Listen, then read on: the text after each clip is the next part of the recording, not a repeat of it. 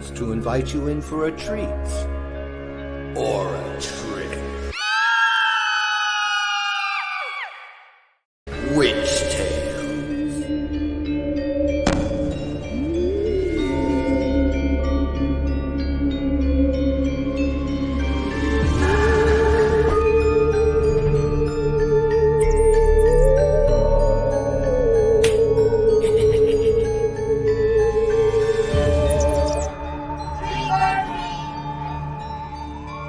Hello, my missing ingredient.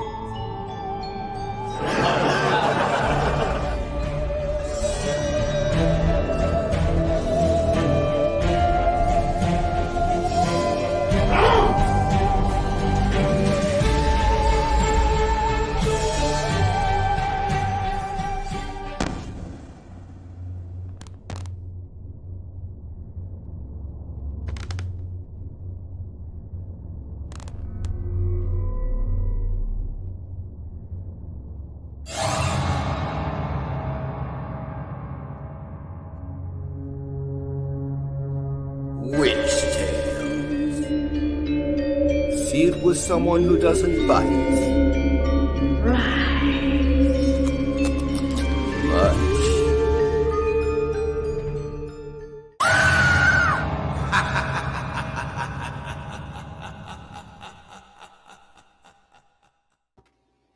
All right. Oh, hey, look at that. Michael Dodd has a copy of Witch Tales Blu-ray.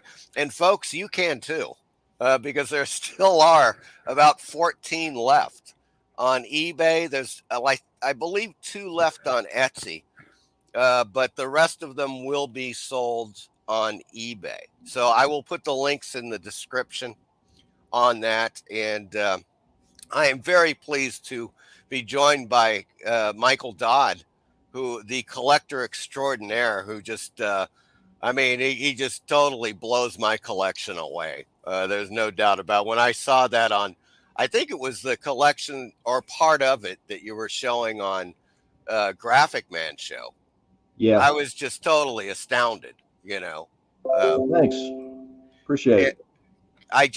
There was a weird, I heard a strange noise. I don't know what that was. Well, wait a second. We're joined by a few people.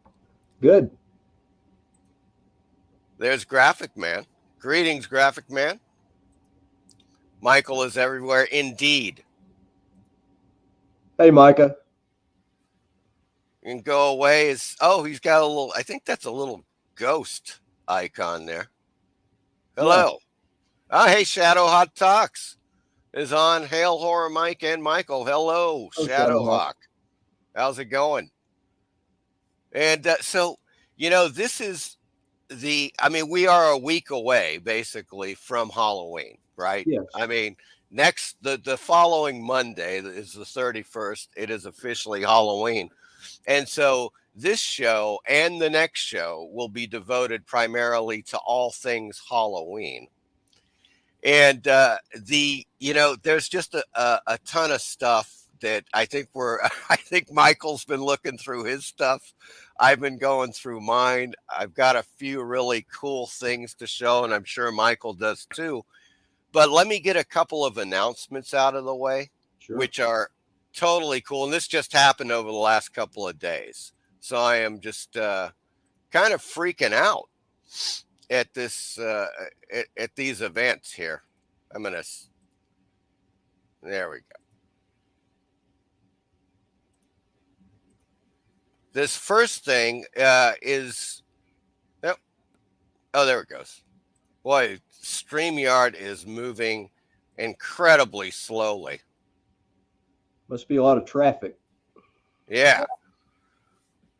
Let's see, is Graphic Man, Shadow. Michael Taylor's on the scene. Hello, Michael Taylor. Hello, Michael. Says, good afternoon, Horror Mike, Graphic Man, Michael Dodd. Taylor. And so I just found out that my film Haunted Thrills, the documentary on pre-code horror comics, is an official selection at the Horror on Sea Film Festival in the UK. actually. Well, it's I think the venue is about 30 miles outside of London, and this is a pretty big genre festival there. It's been going for years, and so I was, needless to say, thrilled to hear that my film had been selected, and so that is going to be January. I think it is actually a pretty lengthy festival. I believe it runs a total of 6 days. So it's got one weekend, Friday, Saturday, and Sunday, then the next following weekend, Friday, Saturday, and Sunday. So it's a 6 day genre film festival, which is pretty big. You Yeah. typically only get 2 or 3 days out of a genre festival. And That's awesome, man. oh, thank you, Go Away. Yeah, thank you. Thank you. Yeah, it was just a great bit of news. And I am very pleased to actually be back there, because it was a strange turn of events. You know, what happened with Horror on Sea, they have their festival every January. So January 2020, my film Witch Tales was an official selection, and it played during it actually opened the entire festival that year. And of course, January 2020, I think we all know where that went. Just a short 2 months later, In the they toilet. just squeaked in this film festival before the whole pandemic hit. That's great. And so then the following year, 2021, they couldn't have the festival. Yeah. That was the problem. And so now they're back with the 2023, and it's going to be a great one. Anyone in the UK, I highly recommend checking out this film festival. As a matter of fact, I'm going to I'm going to say right now, here's the deal. In all probability, I would love to go. Obviously, who wouldn't? I mean, the place that this is being held, this incredible hotel that they hold this thing in, it's like it's one of those huge hotels, but it's old. This thing is like, I don't know, it's got to be 100 years old. It's fantastic. It's on the sea, obviously. Yeah. And they have much like convention hotels, where they have like large rooms and stuff to accommodate functions and everything. It's one of those. So I am going to make this offer to anyone who's in the UK.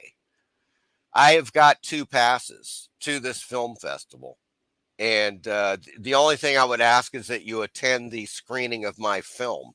So if you want to go, hit me up. If you're in the UK and you can make it. And once again, I say this is 20 to 30 miles outside of London. So that's where it's going down. It's a hell of a festival, guys. I've seen so much footage from it, from when Witch Tales played. And not only that, but this hotel has got a casino in it. Okay. So you just can't lose with this. I'm seeing Paulo's on the scene. Paulo Costa. Hey, how's it going? What's up, man? Happy Hollow What's It, Americans. And Michael Taylor, congrats, Horror Mike. Thank you, Michael Taylor. And Shadowhawk Talk says hello, Paulo. And so that is the first one. Then, hot on the heels of that, I discovered that my Witch Tales, my film, is going to be making an encore performance at the 2022 Horror Fest Lima in Lima, Peru, which is happening this coming weekend. So it's Saturday, Sunday, Monday, I do believe, or it's Sunday and Monday. Oh yeah, it does say 30th and 31st. So that would be Sunday and Monday. Yeah. And they are going to show Witch Tales. And I talked to them because I was like, man, it would be great if they could show Haunted Thrills, because Haunted Thrills is a companion piece to Witch Tales. Yeah. That was kind of like my follow-up documentary about the pre-code horror comics, which are, of course, the kind of the gist of Witch Tales, you Right. know. So in any case, it is at the very least, Witch Tales will be uh, screening at the Horror Fest Lima in Lima, Peru, next weekend. So that was another great bit of news there, Yeah. and there we go. So that's what I got going, which was totally awesome. I just great bit of news, and at this point, I believe I've got 2 or 3 outstanding film festivals for uh, haunted thrills, and then that's it. The so far, including Horror on Sea. Horror on Sea is the 20th official selection. So I've got 2 or 3 left. Hopefully, I'll snag 1 or 2 of those, you know. But I've never, in my life, I've never had a film have officially, 20 selections in 20 different film festivals. It has never happened. So it was the hell of, just finding out about Horror on Sea. I was like, good God, I've hit the magic 20 number. Yeah. Which was fantastic. Oh, Meyer Greenblatt is in. Hey. Hey, Meyer. Hey, Meyer. Gratu Orloff is here. Hello, Gratu. Gratu. What's up? And so that's basically it. That's the scene with Witch Tales, and I mean with Haunted Thrills and Witch Tales, I should say. And just a reminder, guys, there are about 14 of these left. There are 2 left on Etsy, and the rest will be sold on eBay. So just to let you know that is the Witch Tales Blu-ray right there. And that's the first printing. So once those are sold, these are the signed and numbered editions. Yeah. Once they're gone, they're gone. I will do a second printing next year, but it's probably even going to be with a different cover as to differentiate the 2 editions. Yeah. So that's what's going on with that. And we've got a lot of Halloween magic for all of you guys today. Both Michael and myself have been going through our stuff. And I think we've got some really good Halloween selections for you guys, from probably some more mainstream stuff to definitely some obscure Halloween treasures. No so let's Michael, I'll let you start off. Do you have something you want to lead us in with? Sure. I can start with some like some metal noisemakers from the 50s and 60s. Oh, cool. Now I've got some newer ones here. These are actually from Oriental Trading Company, and I think they're still available, and they're cheap. And they're just like a lot like the old clickers from the 50s. Oh, there it is. They're loud. And anyway, there are 4 of these. Check that out. Yeah, they look good for something new, and they're actual metal, Yeah. Now, I'm sorry, where did you get those? The Oriental Trading Company. Ah, right. Okay. Yeah, they've got a web presence, of course. You can just go on their website and get these cheap, if they still have them. I'm not really sure, but they've, for something new, they're pretty awesome. They look a lot like the old ones, not exactly, of course, but yeah, that's pretty much how they looked, And here are some of the old ones. There's one. Oh, very cool. Witch and Moon and Jack-o'-lanterns there. Classic Halloween stuff. Yeah. These are by a company called T-Cohn. T.COHN. I thought it was pronounced con, but I've heard people on videos pronounce it cone, so I'm assuming that is correct. Wow. And where from what year would you estimate those are from, or circa? It would just be a guess. I would say maybe the 50s into the early 60s, maybe. Okay. And some are made from the 40s, I know, but I'm not sure which ones those are. Here's a bigger one. This one's called a frog clicker because of the shape of it. When they Wow. first came out with these, they were painted like frogs, and of course, they kind of make sounds like frogs at night, you know. So they call this shape a frog clicker. And here's another one in a little bit better condition. Looks a little nicer there. Nice. Classic witch and haunted house motif. That was loud. Man, that's in great shape too. And here's my favorite one of the clickers, this big devil clicker from a company Wow. called Kirchhoff, which is a German company. This thing is freaking awesome, man. I'm so glad I was able to get this. It's got a deep click. I have never seen that one.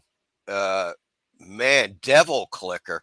Well, I'm gonna have to look that up, Michael, because that is a killer clicker right there.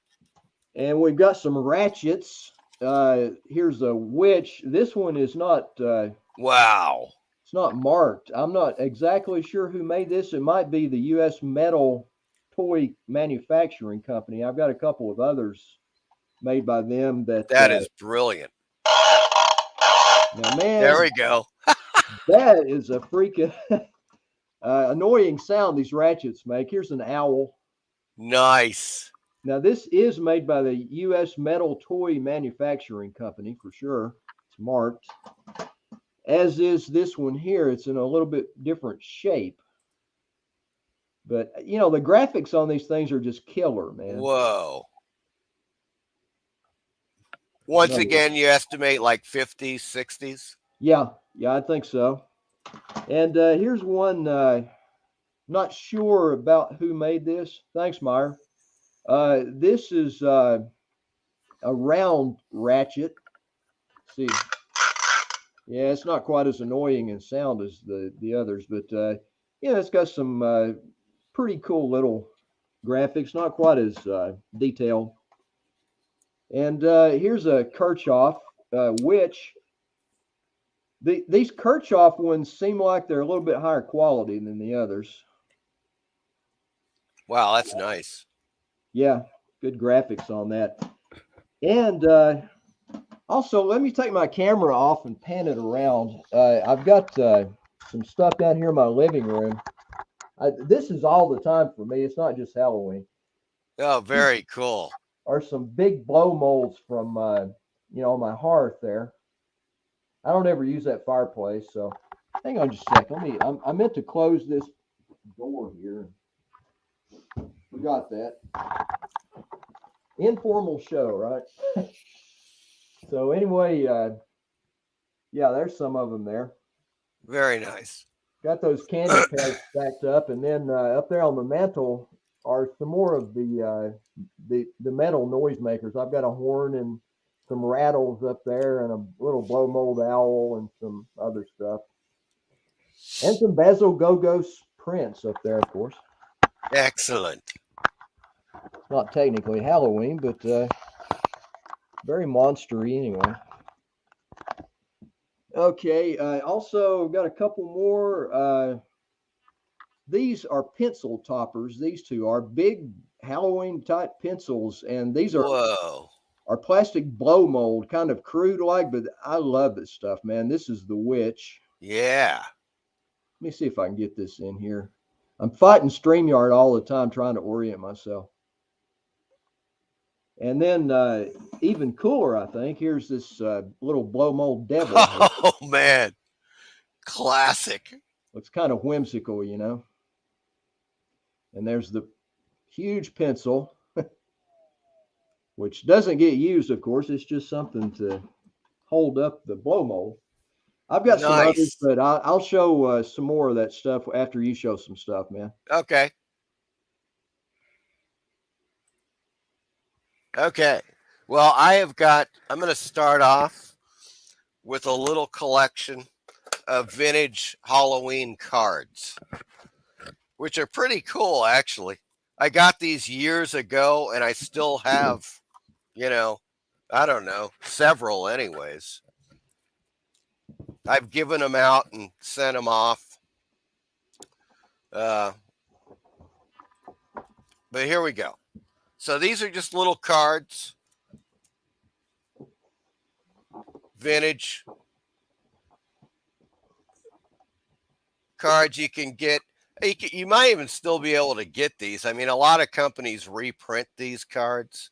Yeah. I got these about 10 years ago. Oh, that's great. That looks like it's from the 20s. Yeah, exactly. Yeah, that's Repractice. precisely where they get them. I bought them like 10 years ago. I'm sure they're, I mean, they're definitely reproductions, but they did a great job on these. Yeah. It's another one. Oh, that's beautiful. Jolly Halloween. Yeah. This is pretty cool. Witch in flight there Yeah. with apparently a flying cat. I don't know if you noticed that. Yeah. whatever that is. I think it's a flying cat. It looks like it jumped off her broom. It was with the other one and jumped off the thing. Yeah, exactly. Another one. Yeah. Yeah, I mean, God, this has got to be 20s, right? Looks These like are, it, yeah. yeah. There's been a bit of a controversy, and maybe people in the chat can clarify this, or you can, about when Halloween officially kicked off in the United States. Like, when I say officially kicked off, when people started actually, kids started going door to door, and people started dressing up and having Halloween parties and stuff. I'm not sure. I think it was widespread more in the 60s and perhaps in the 50s, but it was way before that they started doing all that. Yes. Yeah. Somebody on another stream had said early 1930s. Yeah. But the thing is that I'm going to show you guys some wicked vintage photos of people in Halloween, dressed up for Halloween from the turn of the 20th century. I'm talking like, late 1800s to the early night, like 1910, 1920s. And so people were doing it. My question is, was it, was it just kind of scattered and so forth around that time? Was it really a big deal? Yeah. I guess is my question. And, because some people argue that it didn't really start until the 1930s, but there are many photos of people dressed up from, decades earlier than that, So there we go. That's my little vintage card collection. Good stuff. And I am going to, we're going to go. What I'm going to do here. Oops. There we go. Okay. I'm back. And so that's, the obviously a lot of people now, as a matter of fact, I just went into a Walmart the other day and they had blow molds, like lights, candlelight things where you could put a little candle in the middle. They had, like the classic cat head, with that really very 1920s, 1930s looking cat head, jack-o'-lantern, stuff like that. So it seems to me like people are getting, there's a certain amount of early Halloween nostalgia that is even getting more popular now. And it may be because the stuff, the modern stuff is crap and they just don't like it. I don't know. I'm not really sure what the deal is. I know I've shown you guys this. I just want to bring this up. This is, I got this at Walmart. And this is I'm going to go full screen here for a second. Okay, so this is a merry-go-round, and you can see it's of skeletons. Mm-hmm. And I got this at Walmart, believe it or not. It is extremely well made.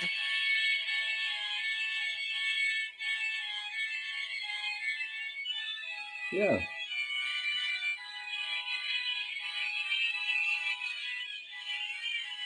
They should have a spooky tune with that too. Is that just wicked or what? It's actually really well made. It's got the little skull on the top. Oh, that's nice. Yeah. One of the best things I've seen Walmart sell as far as Halloween goes. I was kind of surprised, really, to see that. So that's kind of that thing there. Good, man.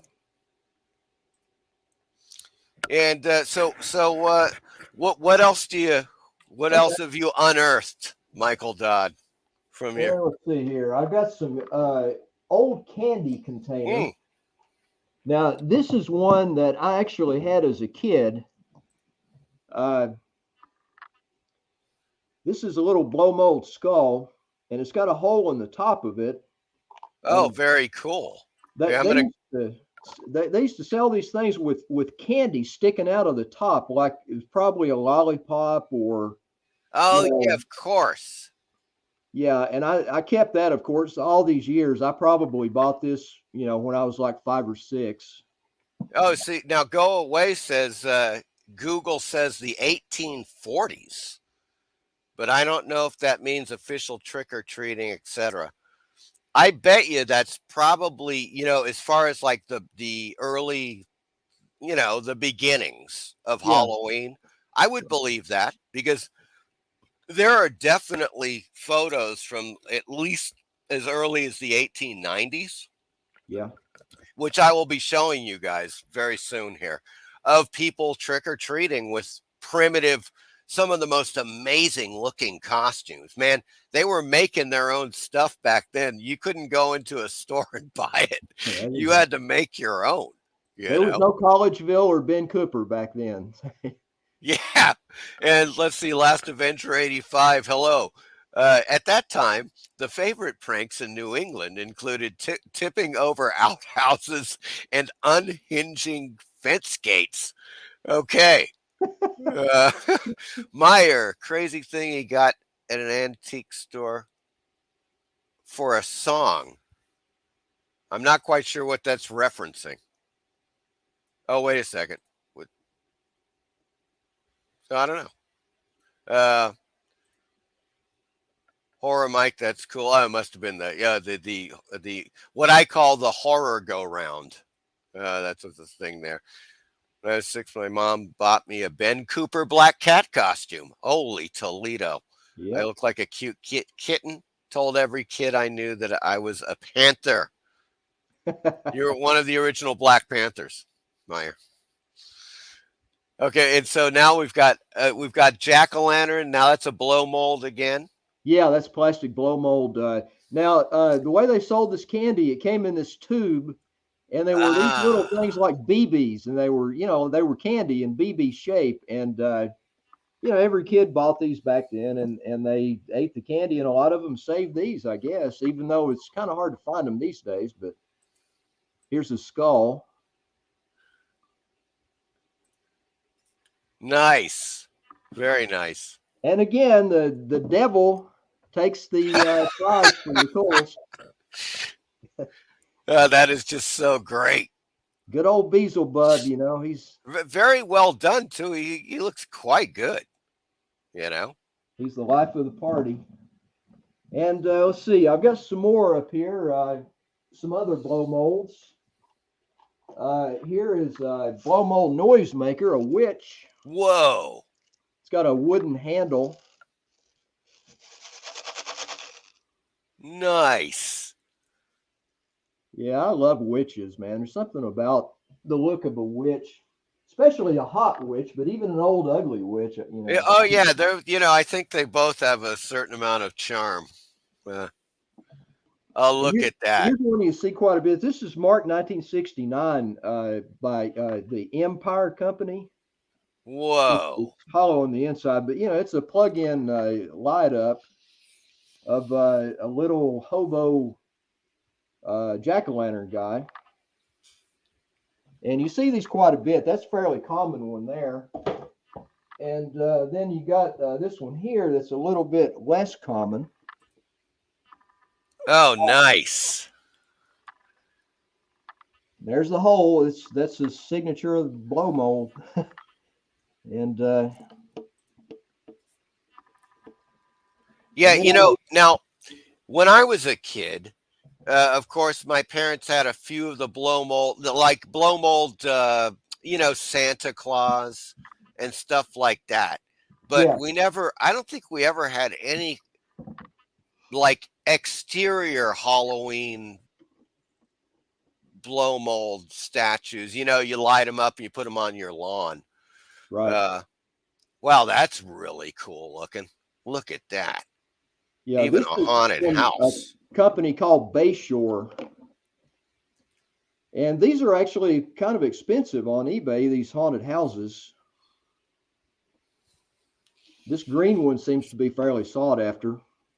That And is it has brilliant. a great look to it. That patina and the texture of that thing is just evocative of the time, you know.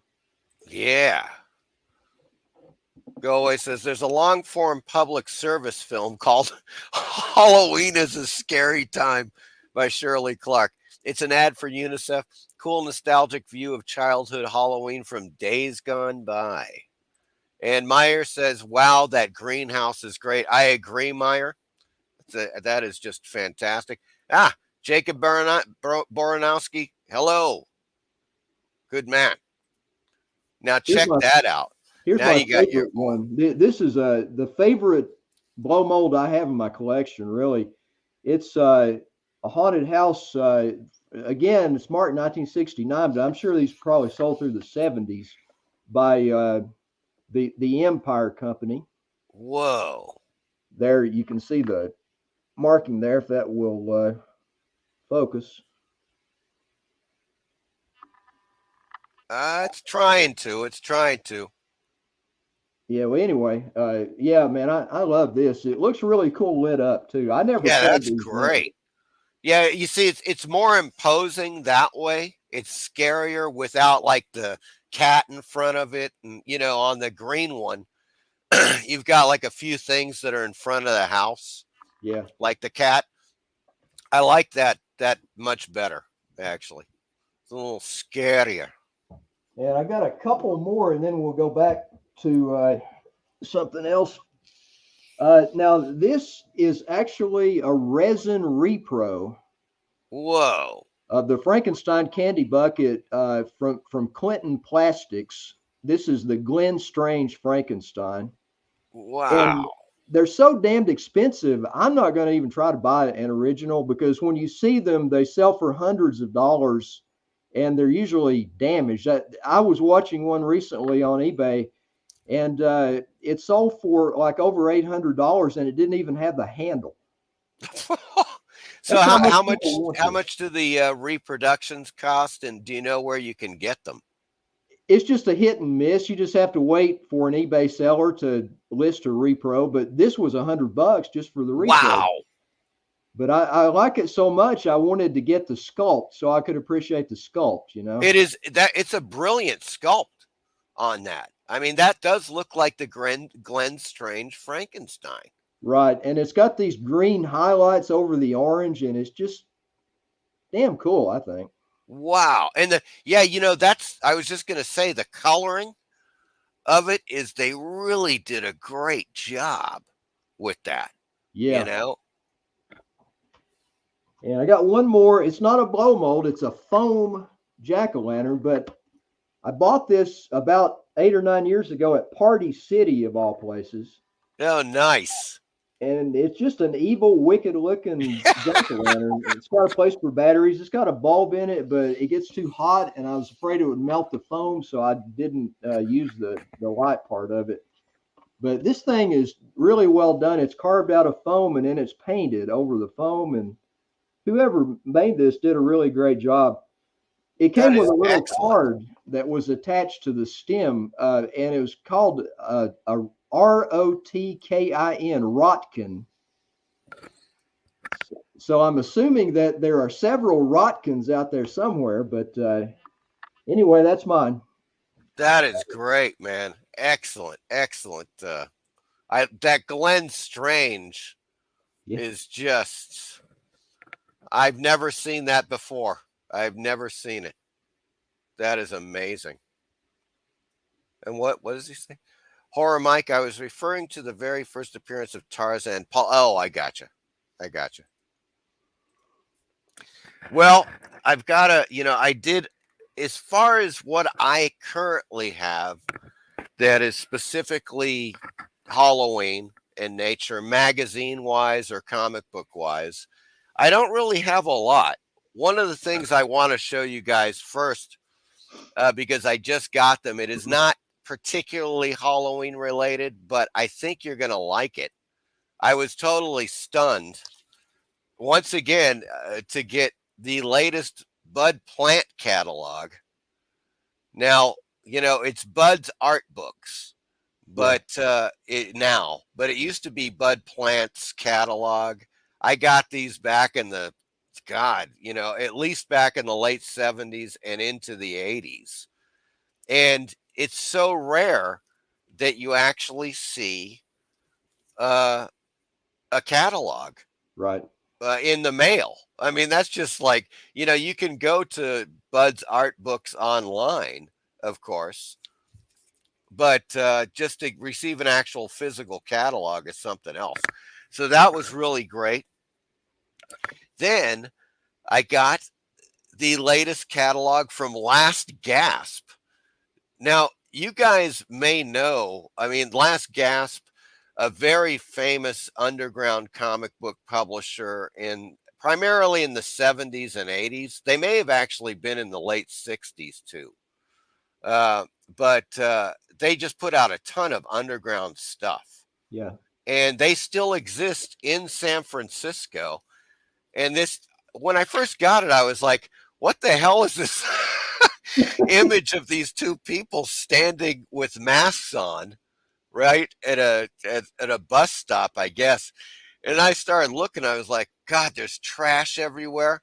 And then when you do the double, you see that what it is, this artist, it's fantastic. It's people that are masked in San Francisco standing amidst the waste, the Yeah. heaps of crap that have been strewn about San Francisco. But they're safe because they're wearing masks. That is just a brilliant, brilliant piece of art. And, I mean, it's like the stuff they do. For instance, this is just, I mean, I'm a big Robert Williams fan. So there's a couple of new Robert Williams books out.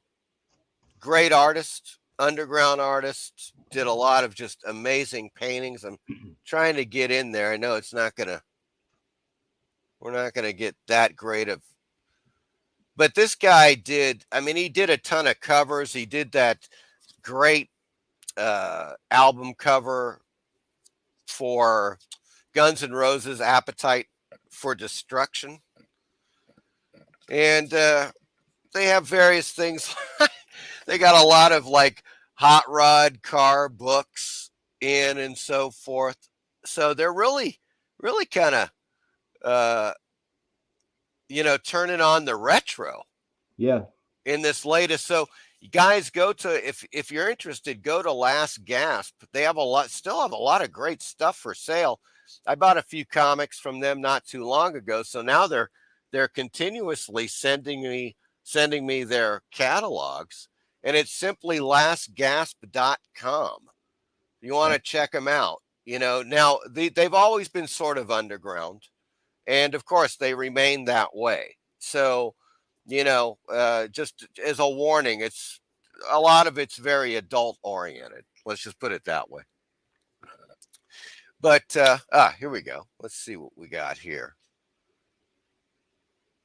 Michael Taylor says, nice, Michael Dodd. Yes, indeed. Great stuff, man.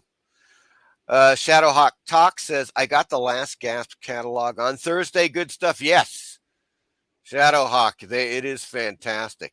Yeah, Lori Lipton, new to me, but amazing work. Yeah, me too, Shadowhawk. I was not familiar with her stuff. They show various pieces that she's done inside the catalog. Man, it is some good stuff. It's just it's fantastic to see a couple of places still dealing with physical catalogs. I thought that was dead. I just thought it was like a bygone, that everybody had gone digital, but it is not the case. There are still several, you know, companies that deal with, graphic arts, comic books, and so forth that are still doing the physical catalogs, which is fantastic. I love that. But this is probably when you get to your comic books, I'm sure we're going to get a little breaming here. Okay, Michael, Yeah, I'm sure, man. because this is one of my favorites. Oh yeah. I got to take it out because there is just way too much glare. Let's see if we have luck with this one. There we go. Once again, folks, it is the great Dave Stevens Halloween cover for Seduction of the Innocent, the #1 3D issue. I And have never owned that comic book, man. Never. I've really, got that whole run of Seduction of the Innocent. I've got the other 3D special with the rights and cover, but I have never owned that Dave Stevens book, man. it's great. You can still, they're readily available on eBay. Yeah, You can get basically near mint for $20. right. They're not that expensive. And it's just a fantastic cover. It's definitely one of my favorite, perhaps my favorite Halloween cover, as far Beautiful. as comic books go. Yep. Now, this one I did not show on Graphic Man's, and it's just a great. This is Comic Book Marketplace, folks, Oh and yeah, I've this got that issue. That is a great publication, man. it is. I love Comic Book Marketplace, and this is their Halloween Horror Fest issue. Yep. And they focus in on, of course, Jim Warren's Creepy and Eerie. Yep. And it is just fantastic, man. They, of course, one great thing about Comic Book Marketplace is they do a lot of color Yep. on the insides as well. Here you can see, well, you got Creepy #1 and kind of Eerie #1. It's really Eerie #2 because there was the Eerie #1 ash can, Which nobody has. which nobody has. Right, exactly. And that great Frazetta, I believe that's Eerie #3 with the sea monster. Yes. That just always blew my mind. I was just like, man, that is just absolutely astonishing cover for Eerie. But yeah, the whole thing, I mean, there is just a ton of pre-code. They've got the gallery of pre-code comics here, folks. And I mean, you should be able to find this issue. I'm Oh going to kind yeah. of zone in. I'd say you could probably get one for $10, Probably for around $10. I think you're absolutely right. Although some of these, quote unquote, I don't know, semi-pro magazines are pretty pricey Oh depending yeah. on the issue. Yeah, I guess it depends on the print run, But here you go with a ton of just superb pre-code stuff, pre-code covers, Out of the Shadows from Standard. Just love it. Quality Web of Evil. Let's see if they have any. Trying to recall if they did any. Oh yeah, well, of course. Yeah, here we go. A little Haunted Thrills. Yes, indeed. I love the haunted. They're one of my favorites. Of course, that's kind of what got me to call my documentary Haunted Thrills. Yeah. Seriously, because the Iger Shop stuff for Haunted Thrills is just fantastic. And I just love their covers. They just, man, the artists, unsung heroes of the pre-code era. Here's a few more full color covers. Those are Journey beautiful. into Fear, Strange Mysteries. That magazine is so well printed. All of that is so clear and vibrant, man. It is. They really, that's one thing about Comic Book Marketplace that I think kind of set them apart from a lot of the other magazines, is that they really did a great job with reproducing, comic book covers and art. Some of the other, it just really kind of depends. Like, for instance, I think Alter Ego was really great. They didn't do a lot of color, though. It was kind of spotty. Comic Book Marketplace was just all over the place with color. They always had at least one extensive color gallery, in their magazine, and there's just if you guys, if you want to get some great back issues, we're talking back 80s, 90s, even 2000s, early 2000s, I believe. Check out Comic Book Marketplace. I don't know how long they lasted.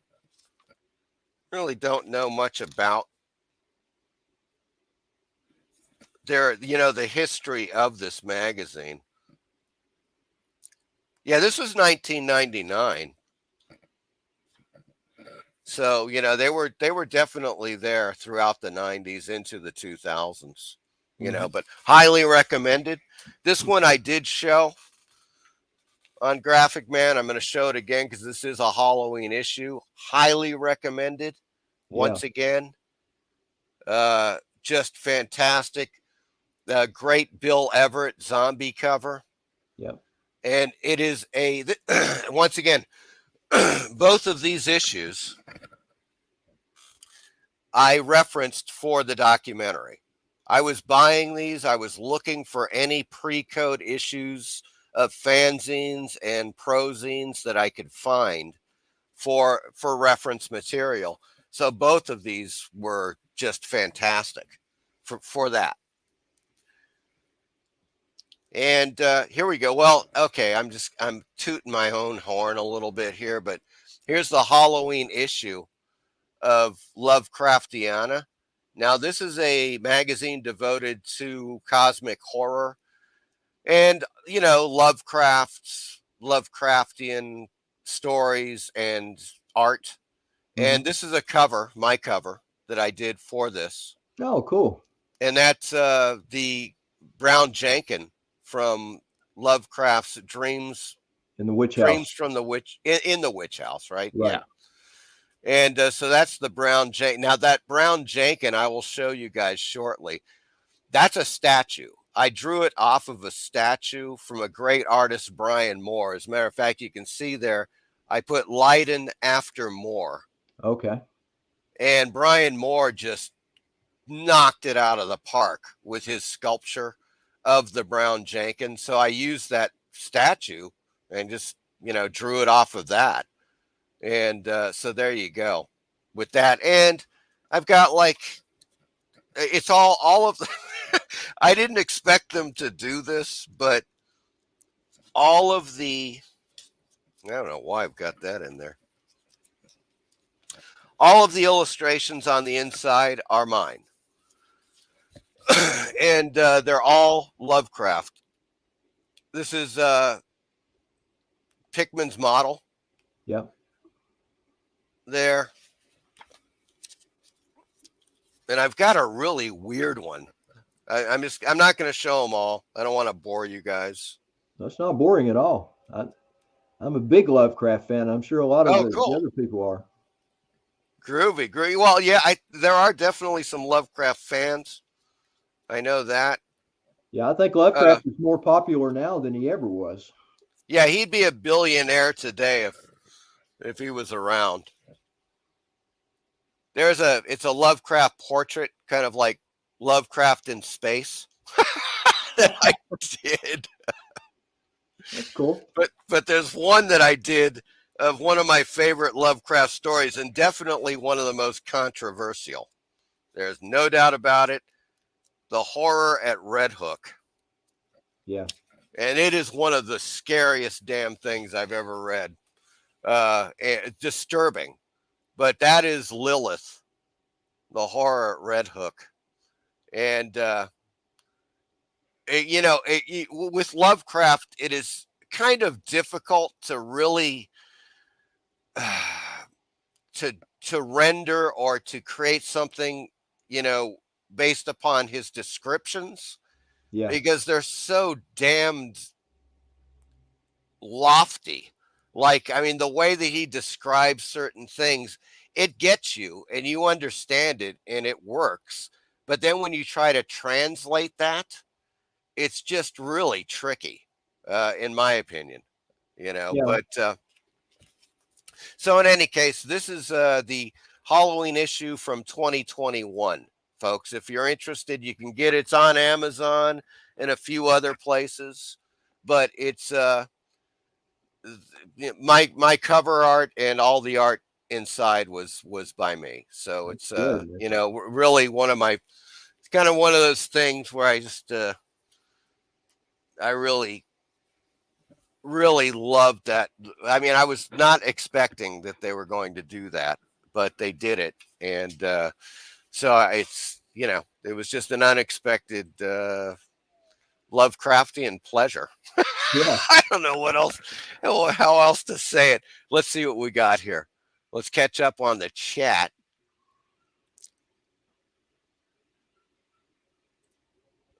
Meyer, I'm sorry, I forgot. I think it's Buck Rogers, not Tarzan. It was a while ago since I saw that video. That marketplace is fabulous. Yes, Graphic Man, I totally agree. That it is such a great magazine. I get into those now. You know, since doing the documentary, after the documentary, I continued to buy issues. Like I've got back issues of all kinds of both fanzines and those like prozines or semi-prozines Hmm. because I discovered there's just stuff in there that you would never know unless you went back into the day and you were like reading and then you see an ad for a certain comic book or a book. Yeah. I'm like, what? When did this come out? Then you start looking for that. And it's the only way because a lot of these things are just lost with time. Yeah. That's all there is to it. You have to rediscover them. And I don't think there's a better place to rediscover some of these things, especially within the comic book realm, magazine and graphic novels, you know, or just books about artists, than going back to these issues of like Marketplace or Alter Ego. There's a ton of them. There's no shortage of these. You know, Any of that stuff from Tomorrow's is great. yeah. Tomorrow's is fantastic, man. Yeah, Those guys. they are awesome. They did back issue, and before that it was Comic Book Artist. I've got all the issues of Comic Book Artist, and Yes, a lot of their special issues. And from Comic Book Artist #4, that led to the Warren Companion. And yes, so much good stuff, man. yeah. That is absolutely true. And the what was they've got a, well, I think it is relatively new. I've got several issues. There's a magazine they put out called Draw, Yeah. which is totally for the artist, Hmm. folks. I may bring those out again. No, I don't have any Halloween issues, but they have just this amazing magazine called Draw where they have interviews with top-notch artists and then like various artists that show you how they approach doing various things. I mean, it's great, man. Hmm. Highly recommended. Yeah, Tomorrow's is just a phenomenal publisher. I don't see how they do it. Actually, if you go online, go on to their, you know, their website, I'm just like, how do they keep up with all of these publications, man? They are prolific, and it's all good. Exactly. Yeah, it's not like they're dropping the ball. No, You no. know, this stuff is all high end material, and they do a lot of it. Of course, you know, you've got people. I think Roy Thomas is involved in a lot of it. Now, Roy Thomas is also involved in PS art books, Yeah. you know, heavily. So that guy is still all over the place. He's doing a ton of stuff. Michael Taylor says, yeah, I have a lot of great memories of Halloween. It's still sticking with me at 54. Yes, indeed. Yeah, man, I totally agree. I'll never forget, various Halloween parties and all kinds of stuff. Go Away says there's a great ambient music playlist called Dreams in the Witch House on YouTube. Oh, great. I'll have to check that out. I have been looking for Halloween themed, like tracks. And last night, actually, I brought up a few that I had saved. Now it's classical music, Halloween themed classical music. For instance, they'll have like Mozart's Requiem on there, which is definitely in the realm of Halloween, but some of the stuff is definitely not. So you get like 2 hours of stuff of music, and you're like, okay, half of this is just, I don't know, seasonal music or something. It's not really, Halloween per se. Mm-hmm. Nice horror, Mike. Okay. That must have been in regards to the magazine. Yeah, man, guys, comic book marketplace. They're fantastic. Great art, yes, indeed. Paulo Costa, I bought Right Now for a while. I never managed to start buying back issues. I had already quit Alter Ego, which is a great magazine, but they were just piling up and I wasn't reading them. Yeah, that'll happen quick. You will get like this backlog where suddenly you're staring at a stack of 50 magazines you have yet to actually read. I've had that happen to me. And it's you suddenly you're like, holy crap, what am I doing? There just I got to isn't get the back. time. There's too much stuff and not enough time, man. Exactly. And the thing is that those are it's kind of like, oh, thank you, Jacob. Yeah, I knew this was going to be a good one, and we're dishing out the great Halloween thrills and chills for all you guys out there. The thing about those, yeah, the magazines devoted to comic books and so forth, and movies for that matter. We go into famous monsters and those types of horror magazines. Is that the there aren't, as far as I don't, I guess Tomorrow's is big, but as far as other publishers of reference magazines, what I might call reference magazines to Yeah. comic books and so forth, there really aren't many now. No, not It, like there used to be. In the 90s, there were a lot of those. There were a lot of different publications devoted to being price guides and things. Like you had Wizard magazine and you had all this other stuff.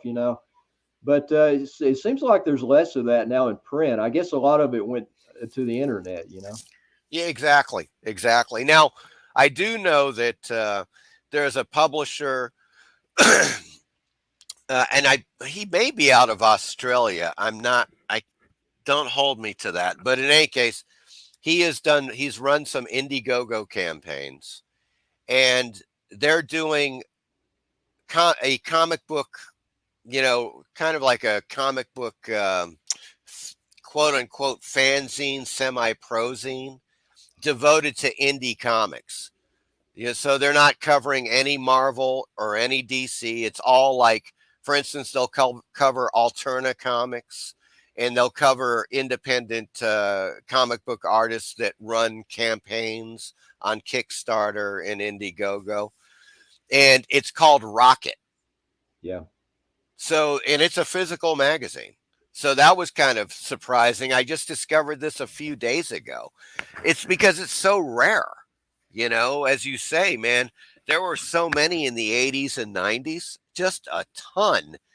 And then they just dropped off. I picked up a couple of issues of Wizard not too long ago, and there was another one.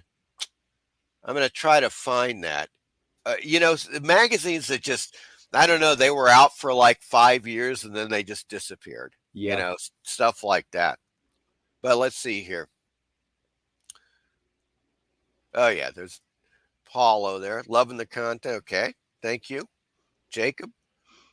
Graphic Man, that merry-go-round Mike showed earlier reminded me of House of Mystery 221. And you're going to see that, Graphic Man. You're going to see Aha! that. All right, we're gonna check that out. There's also a great Norm Saunders painted cover for a pre-code horror comic, and I believe it's the story is Horror Go Round, and it's just a great Norm Saunders cover of these, various monsters riding on a merry-go-round. Yeah. This is from like circa 1953.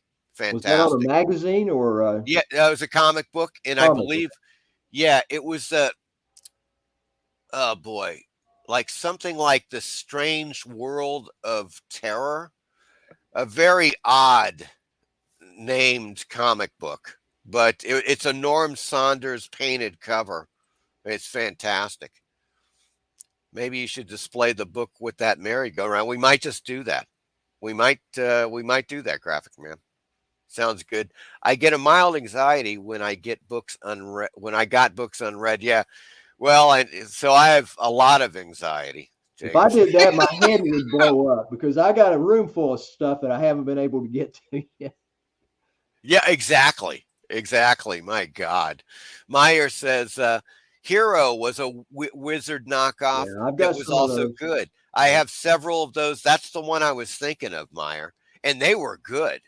Yep. Man, they had stuff, once again, it's like you can get any random issue of these magazines like Hero or Wizard or Comic Book Marketplace. You'll be reading them and you'll see something and go, "What? When did this come out? I never knew it existed." And it will cause you to go down a certain rabbit hole. Yeah. It just happens, man. They're really intriguing. Ah, it's Margot. Hello. Margot's on the scene. Hello. Now, Margot, are you in the UK? I just mentioned this, you guys, because at the beginning of the show, I was showing that I'm going to bring this back up so people can see it. Let's see here. I think there it is. Yeah. So my film Haunted Thrills, I just discovered was accepted into the Horror on Sea Film Festival, which is in the UK. It's like, I believe, about 20 miles out of London. So I probably won't be able to make it in January, but I've got 2 passes. So anyone that could positively go and that would want to go, I can tell you, I've seen video from these past festivals. This is a great genre film festival in the UK. I think it could be one of the best from what I've seen. So if you're interested, let me know and I can get you on the list. I've got 2 free passes for the entire show. It is 6 days total. There's 3 days, Friday, Saturday, and Sunday, and then the following weekend, Friday, Saturday, and Sunday. And so you can go there all 6 days if you want. So just let me know if you're interested, and I can get your name on the list to attend Horror on Sea Film Festival. It's going to be a heck of a thing. Thank you, Meyer. So I just wanted to bring that up again. There we go. Okay, so where were we? Were you about to show something, Michael? I could. Okay, cool. Speaking of physical catalogs, There we here's go. one I received recently. The Oriental Trading Company Oh, sent me nice. one because I ordered a few things from them a couple of years ago. I am going to. It's the Oriental Trading Company. Yes, Oriental Trading Company. I've got to get that catalog. .com. It's all on the internet, like everything else. But yeah, I really love these physical catalogs, and I hang on to the ones for Halloween, regardless of whether it's just something regional or local or what, because they always have the great graphics and stuff. Yeah, oh, absolutely. Okay, I've got some little treat bags. Oh, she's in Scotland there. Oh, okay. Yeah, that is a bit of a ways.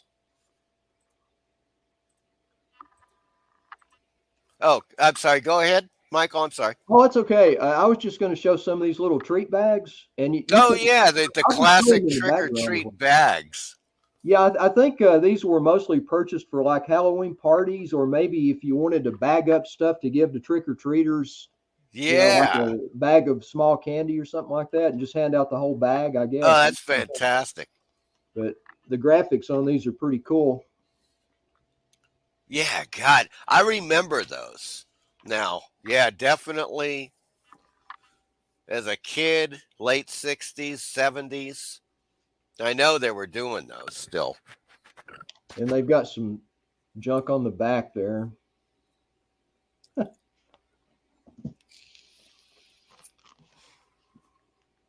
Nice. Nice. I'm just going to run through these really quick. It's kind of a minor thing, but I thought you might appreciate some of the graphics on these. Yeah, those are totally cool. Mostly just, like for little kids, but hey, we like a lot of stuff that's just for little kids. We're kids at heart. Now, about what time period are these from, Michael? Probably the 60s, maybe up into the 70s. I think they still sell these things. You might, Probably. you might be Probably. able to get them at Target or Walmart. I don't know. I haven't been looking for them. I've ordered these from an That's a eBay better store. one. I Yeah, like that one. I like the black. Look at the way he looks. He's kind of got a slightly evil grin on him there. yeah,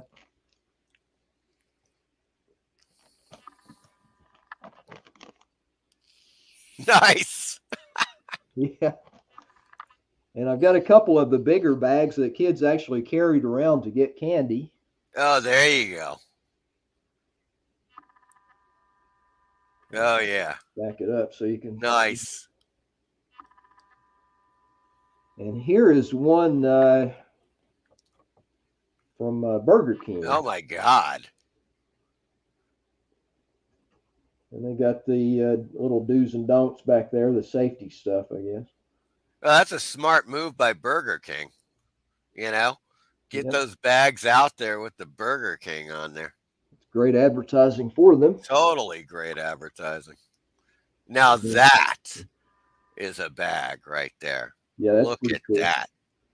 And this actually has the thing where the kid could write their name on it, and Oh, evidently this yeah. belonged to a Randy Buckwell.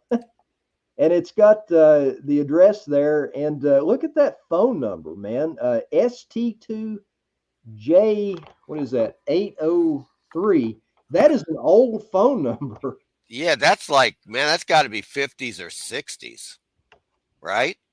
Yeah, I I'd say mean, 50s because in the 60s we had regular numbers, it's in remarkably great shape for, being from the 50s. I mean, considering I mean, you take those bags out for Halloween, they're going to get a little worn. Let's put Right. it that way. Let's see what we got. We've got a few more chat things. Let's see. I'm in Scotland. Oh yeah, that's right. Yeah, that is a bit of a ways. Michael Taylor says, in the 1970s, my mom and I would put together bags of candy for the trick or treaters. Yes, indeed. Yeah. Michael Taylor. Margot says, Michael Taylor, we still do that here. Yes. Go away says, I did that, Michael Taylor. Indeed. Meyer says, a lady in my neighborhood gave out divinity in those bags. I remember Divinity. It had pecan divinity. Oh, yes. It was all sugar, That's man, but great, it was Margo. good, Go away says, yes, Meyer. An old woman on our block did popcorn balls, but this was in the 60s, yes. Meyer says, I wonder what ST was?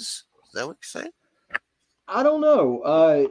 Those old phone numbers often had a designation in letters prior, like Yes, exactly. So I'm not exactly sure what that? Is it maybe an abbreviation for street, or is it an abbreviation for like a town, or I don't know, man. Exactly. Yeah, yeah. I mean, God, hard to say with that. Michael Taylor says that's what my mom and I would pack candy in for the trick or treaters. Yeah, exactly. That is great. That is great. Well, I tell you what. Now we're talking about. You've just shown the bags. What I want to do here is show a whole bunch of. I found a website with some great vintage. Uh,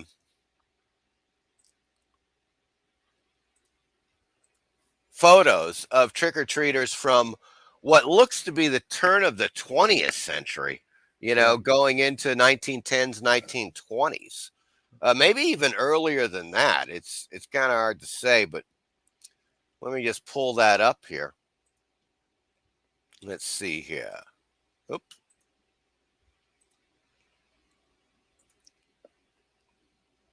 Yeah, here we go. Yep.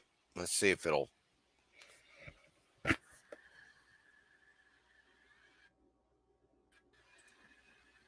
Oh boy. Here we go. Yeah. Yeah, this article is 30 creepy vintage Halloween costumes from the early 1900s. And so they go on to talk about it. Halloween costumes that are meant to be genuinely scary is now are now as scarce as hen's teeth. Well, okay. They needed some spell check. Given today's preference for cute, more whimsical outfits, but 100 years ago, when Halloween time comes, people mean business. Every costume they create is specially crafted to scare the living daylights out of unsuspecting neighbors. So here's their lineup. Now that I can tell you, they bought those, obviously. Yeah. That's not that old. As a matter of fact, Probably I would kind 60. of, yeah, that could be 60s. I don't know where they were getting that idea from. Now this is getting back there. Yeah. You could tell those masks, man, they would make their own stuff. Oh, that is great. Holy Toledo. This is some Wow. awesome. It reminds me a bit too of Mardi Gras. I lived in New Orleans for years, and of course, people love to do their own. Obviously, the name of the game for Mardi Gras is to create your own stuff, make your own masks if you can, of course, in your costumes and everything. And this totally reminds me of that. Yeah. That's very old there. That looks like it's during the Depression, man. Totally, yeah. It's got to be like 20s, right, man? Right. That's a little disturbing. Yeah, sure. Yeah, that's a little off-putting. That's pretty Yeah. cool.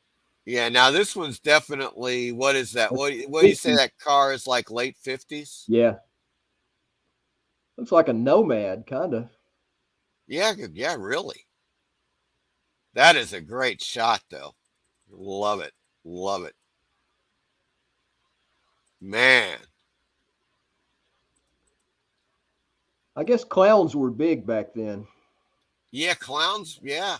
And because they had the circuses and carnivals going around, for entertainment back then. So I guess clowns were really popular. yeah. Now they're just creepy. Yeah, exactly. Okay, now that's a weird one right there. Yeah, it is. That little kid's having a ball, man.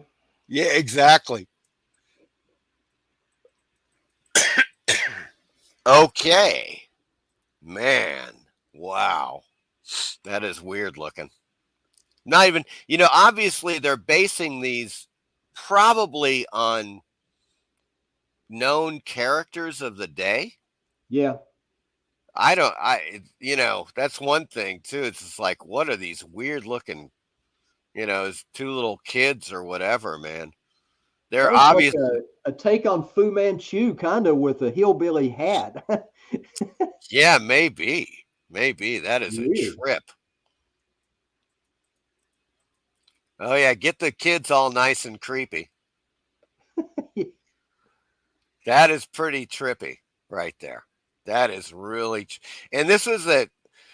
You notice a lot of these style masks, Yeah, just like they're almost blank type masks. I mean, but they're just really disturbing. yeah. I think because of the way that they're done like that, Hmm. so weird. I love it.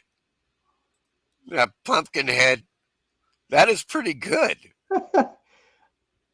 I don't know what that's made out of, but that could be pretty heavy for that kid. It might be. It might be. It could be cardboard. Hard to say. Pretty trippy. That is just a gorgeous photo right there. That's a great witch. It is. Wow. Yeah, there we go. Now that is some great stuff there. That's got to be, man, that's got to be turn of the 20th century. That looks Somewhere like in there. something from freaking Texas Chainsaw Massacre. It does. Yeah, and that's where Tobe Hooper was getting some inspiration. No doubt. There is no doubt about it, man. I mean, wow. Just the stuff, that's the whole thing about horror. There is something that is far more frightening about things that are very crude and kind of vague, Yeah. as opposed to, like, when you make like something that's just really obvious, and like you're saying, yes, look at this scary looking creature. When you have, like, when it's something like this that's so crude, it's more disturbing. There's something about it that just worked so much better. Yeah, it's the same idea behind those movies from the olden days that left a lot to the imagination, and even the old time radio horror shows, Yes, because your mind can create something much more horrible than any great special effects can actually convey. exactly. Exactly. Yeah, these are great too. Man, the the jester, the court jester, Hmm. that face looks almost real. It's so bizarre. Yeah. That is a trip. Okay. I'm Man, not that looks sure. like a serial killer walking, dude. It does. Oh my God. What the hell? That's weird. Yeah. Well, let's see some.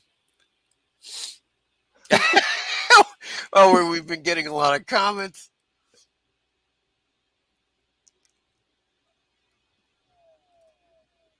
Oh crap! I missed some. It's hard to. I gotta keep up with these, but I'm scrolling through the photos. Let's see. Graphic Man says, "Oh yeah." Meyer says, "I remember a number would be Chesterfield 1436. Yeah, yeah, exactly. If the phone number was Pennsylvania 5000, they would dial the first two letters. Yeah, ST State, Yeah. right? Yeah. Yeah, that makes total sense. Meyer, thank you, GM. That's what Sarah back at the switchboard just told me. That's a good one. Meyer, very cool stream going today, Mike. Well done. Thank you, sir. Yeah, look, man, you can't, absolutely cannot lose with the great Michael Dodd on here. We're talking Halloween, and it's we're the two guys to talk to, okay, about this subject. Shadowhawk Talk says Margot. Yes. Meyer says those are two monkeys in an organ. Maybe that's What? Are you talking? I don't know, let's man. let's go back up for this one. No, it was the one I thought was Fu Manchu with a hillbilly hat, and it had it actually looked like a couple of Asians. Oh, this one. Yeah, yeah, Holy this person. Toledo. Yeah, yeah, Well, it could be. I mean, I don't know, man. That is so weird. It is so weird. Here, let's see what else people are saying. I want to see comments based upon these photos. The monkeys were wearing fez hats. yeah. Go Away says, yes, Graphic Man. As a kid, I knew my number that way. It was Crestview 5. Yep, there you go. Go Away says, you got it, Meyer. Exactly what it was. Michael Taylor, yeah. Shadowhawk. Okay, Margot saying hi to Shadowhawk there. Okay, let's go back to these weird photos. These are some of the strangest damn thing. Okay, now what the hell? What, it almost looks like a Wicker Man thing. You know what I'm saying? Did Yeah. you ever see that movie, Michael Dodd? Oh God, yeah, that's Yeah. classic, dude. They captured that whole thing of, like, this town, obviously this remote village, that they have their pagan festivals, right? Yeah, And so they create their own costumes and masks. And some of those masks in that, in the film, and I'm talking the original film.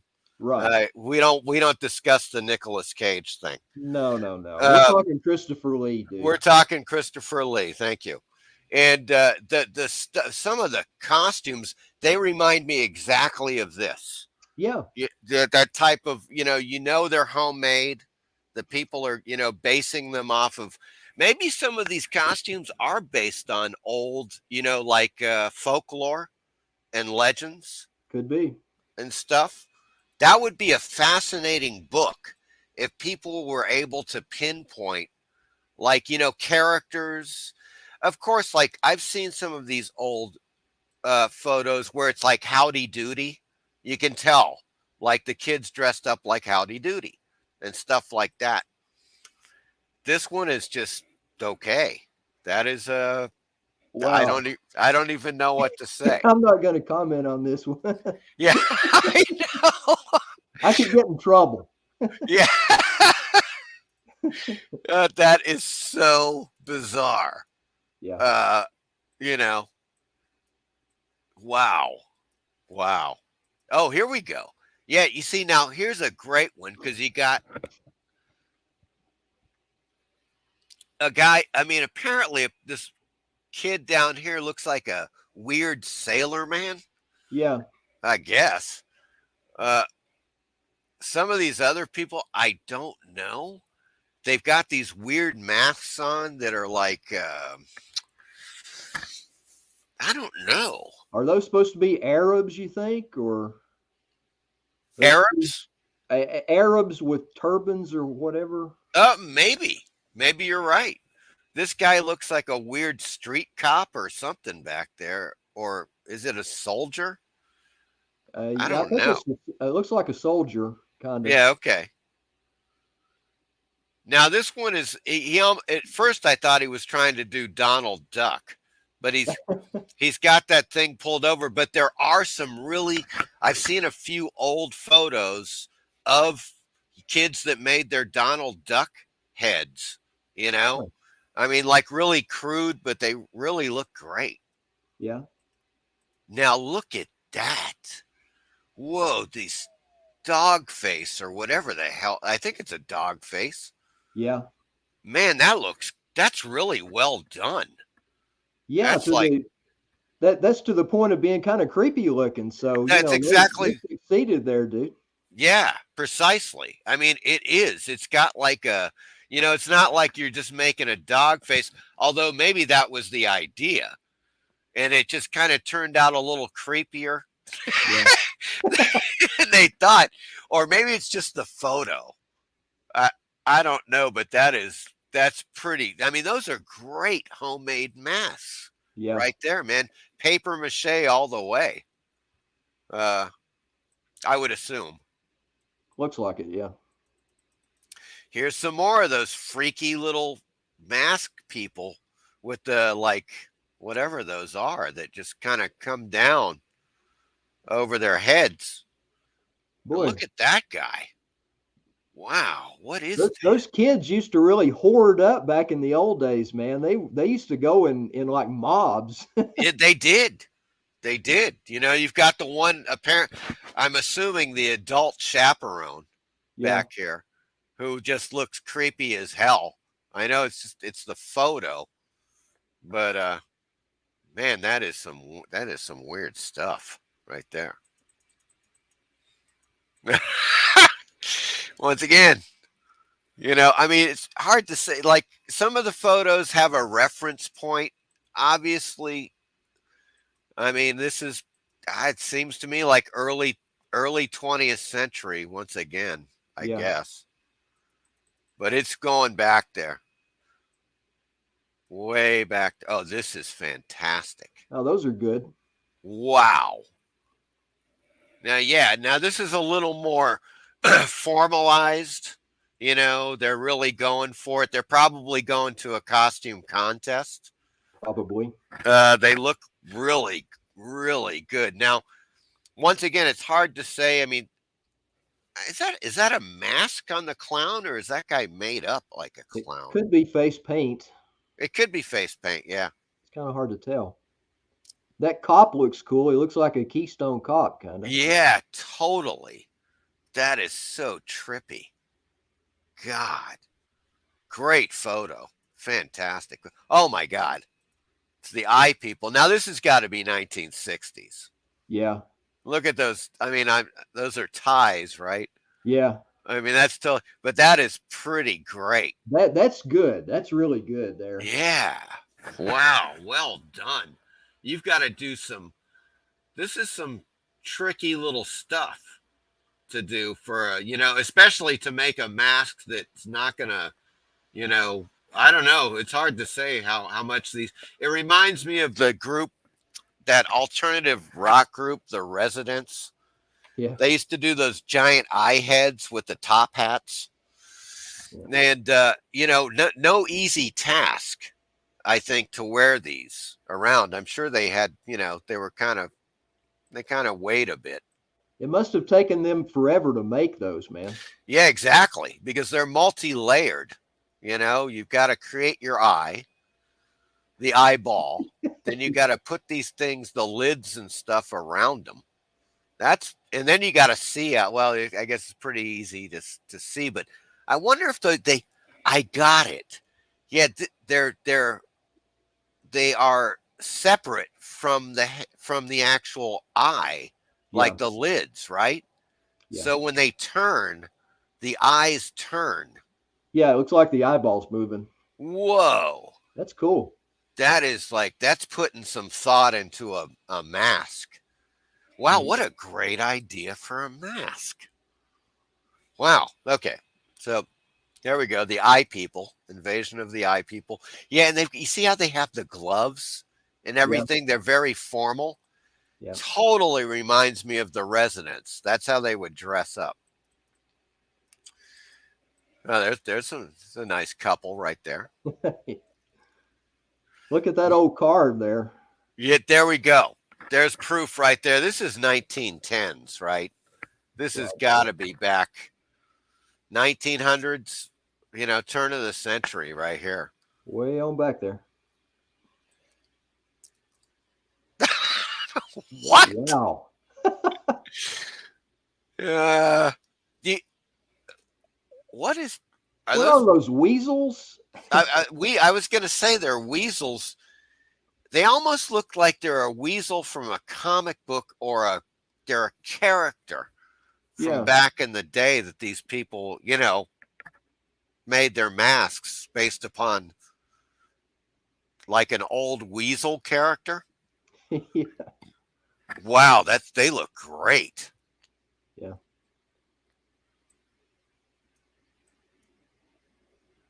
Nice. Those are good. Oh, Scarecrow. Oh yeah, I guess, huh?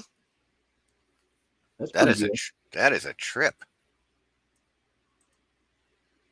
Okay.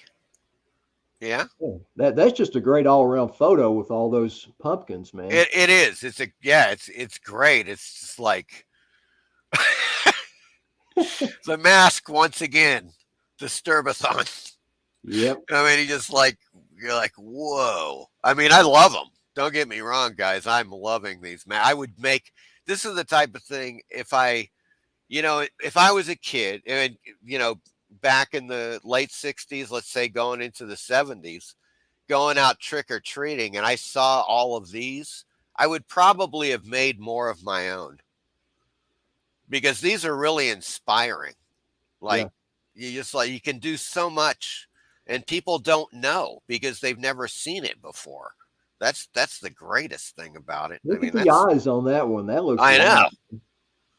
Yeah, God, let's take a look at some of the Like comments a here. raving maniac. Exactly. Yeah, the Texas chainsaw photo. Yes, Michael Taylor, you're absolutely right. Paper mache indeed. Children of the Corn. There you go. These are adults. Yeah, well, yeah. The replacements or the residents. I don't know. They look like they may blink. Oh yeah, They no might. doubt. It looked like the lid was separate so they could bring it down. Yeah, if those things blink, give those people a retroactive award on that one. And I'm sure they must have won awards for that. That is just high end Halloween costume. Hypnotic Eye, Joe Riley. Michael Taylor says, Horror Mike, I want to thank you for doing your best to make sure you get all the comments in. I think you really do a really good job. I'm trying to, I get wrapped up in those photos and I realize suddenly there's probably a few more comments. I like to see what people are saying about these photos. Meyer says, I don't think they realized at the time how scary they actually looked. Probably. That is probably right because you see a lot of these people, with kind of similar masks. They're with the weird, almost blankish heads. I don't know. They're just kind of odd and kind of disturbing, but you see a lot of them. So maybe back in the day, they were just like, hey, yeah, there's a Halloween mask. And they really didn't think it was much of it. crude. It was crudely done and it just accidentally came off as scary, Yeah, exactly. Yeah. Precisely. Now let's take a look at I think there's just a few more. Oh, that was it. Those were great.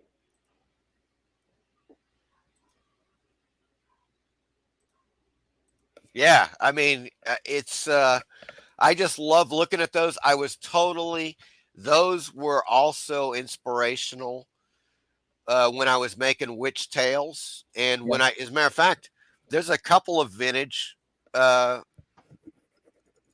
photos back turn of the century in Witch Tales at the very beginning. You see, like, there's like fog, and you see like these vague images in the fog, and those are some of those, late 19th century, early 20th century Halloween costumes, because some of those just frankly they're horrifying, whether or not that they meant it. For us, we look at them, we're like, okay, yeah. And they're in reality, that's what you want, right? I mean, that's the kind of thing when you're walking down the street, you want people to do a double take. Yeah. Or run away. One of the two. I don't know. It kind of worked out that way in the movie Halloween with that old William Shatner mask that didn't look anything like William Shatner. But yeah, exactly. It was just so vague. It came off as creepy as hell, man.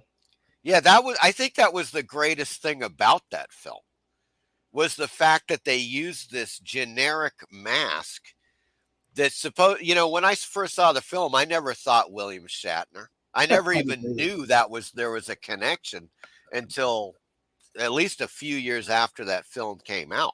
Yeah. That it was that Shatner mask. And it was, I think, the what made him look totally creepy is the fact that it was just kind of like this generic head.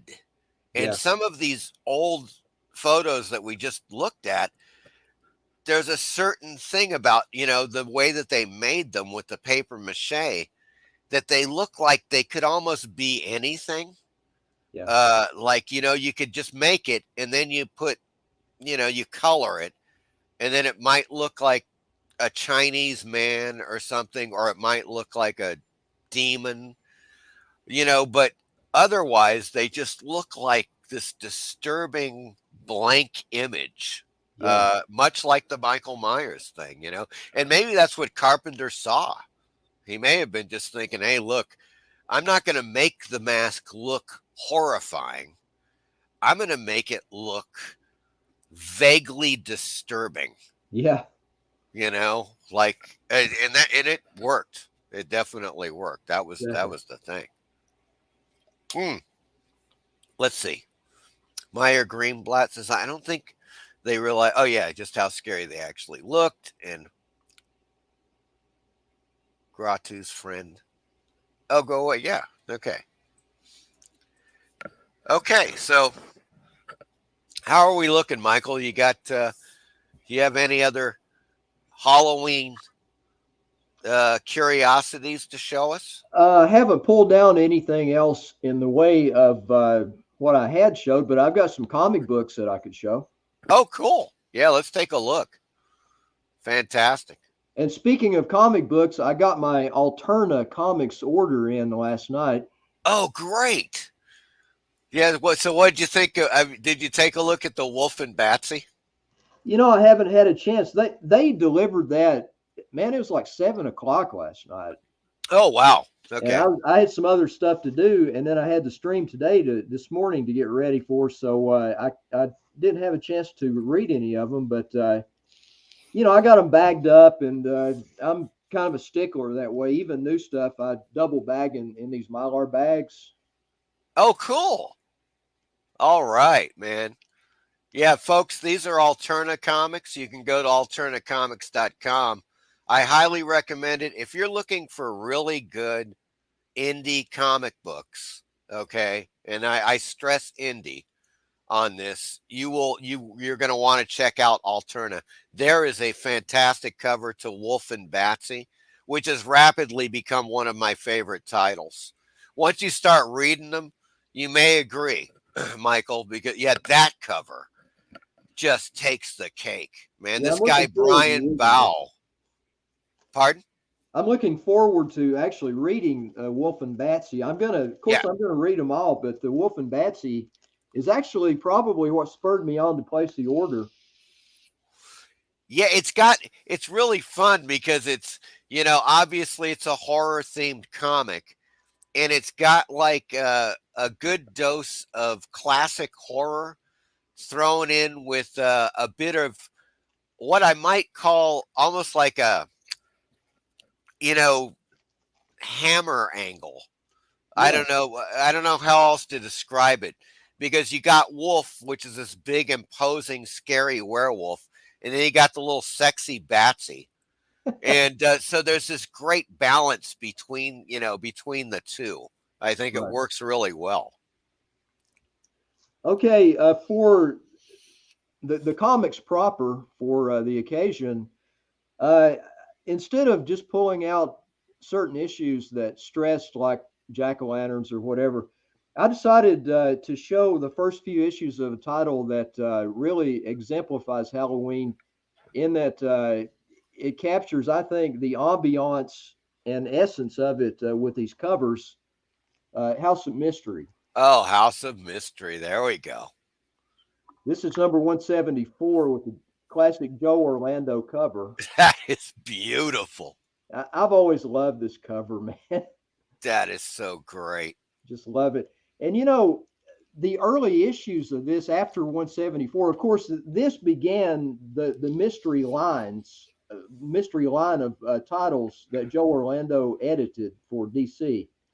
And they called them they called it a mystery line because the comics code was still in full effect in 1968, and I guess they didn't want to call it horror, so they disguised horror as mystery, pretty much, with whatever Yes, they could get away with, you know. exactly. And of course, in these early issues, you got these kids running around. I call them the mystery brats. Yeah. Are on nearly every cover, you know. And this is Neil Adams. This is 175. It's the first appearance of Kane. But anyway, in the spirit of Halloween with kids and trick or treating, I thought these would be appropriate with these the damn mystery brats running around everywhere, you know. Absolutely. And this is 176. This cover is also by Neil Adams, of course. He did a lot of these early covers, and that's one reason that this is such a great title, Nice. because Adams did some of his best work with these. He really did. He really did. I like these covers even more than like his Spectre stuff, which Yeah. is good. I like the Spectre. I just didn't like the way that he treated the character. But the art on these House of Mysteries, man, he just knocked it out of the park. Look at that lighting on that. That is just brilliant. Yeah. Please pardon me for my orientation problems with StreamYard. I don't think I'm ever going to get used to the bizarro world of StreamYard's backwardness, man.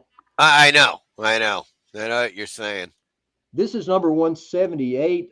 This actually has an interior story by Neil Adams in it. Nice. And 179, of course, this is the one that all the Wrightson collectors want. This is Wrightson's first professional work inside here. Oh, wow. And it's got a Neil Adams cover. Yeah, these started getting kind of pricey. Oh, I bet. Yeah.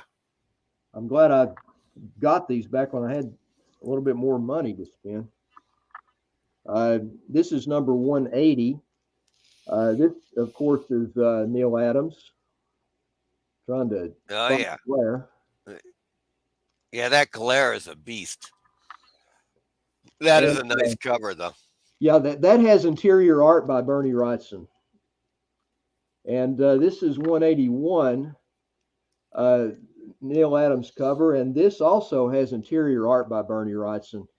In my Nice. notes, I would just put that it had the art, and it might be a short story, or it might be just an illustration, or like 2 pages or whatever. I didn't delineate the difference, but anyway, it's noteworthy for me if it's got interior art by Wrightson. That's pretty cool. There's number 182. Now that's a beauty. Yeah.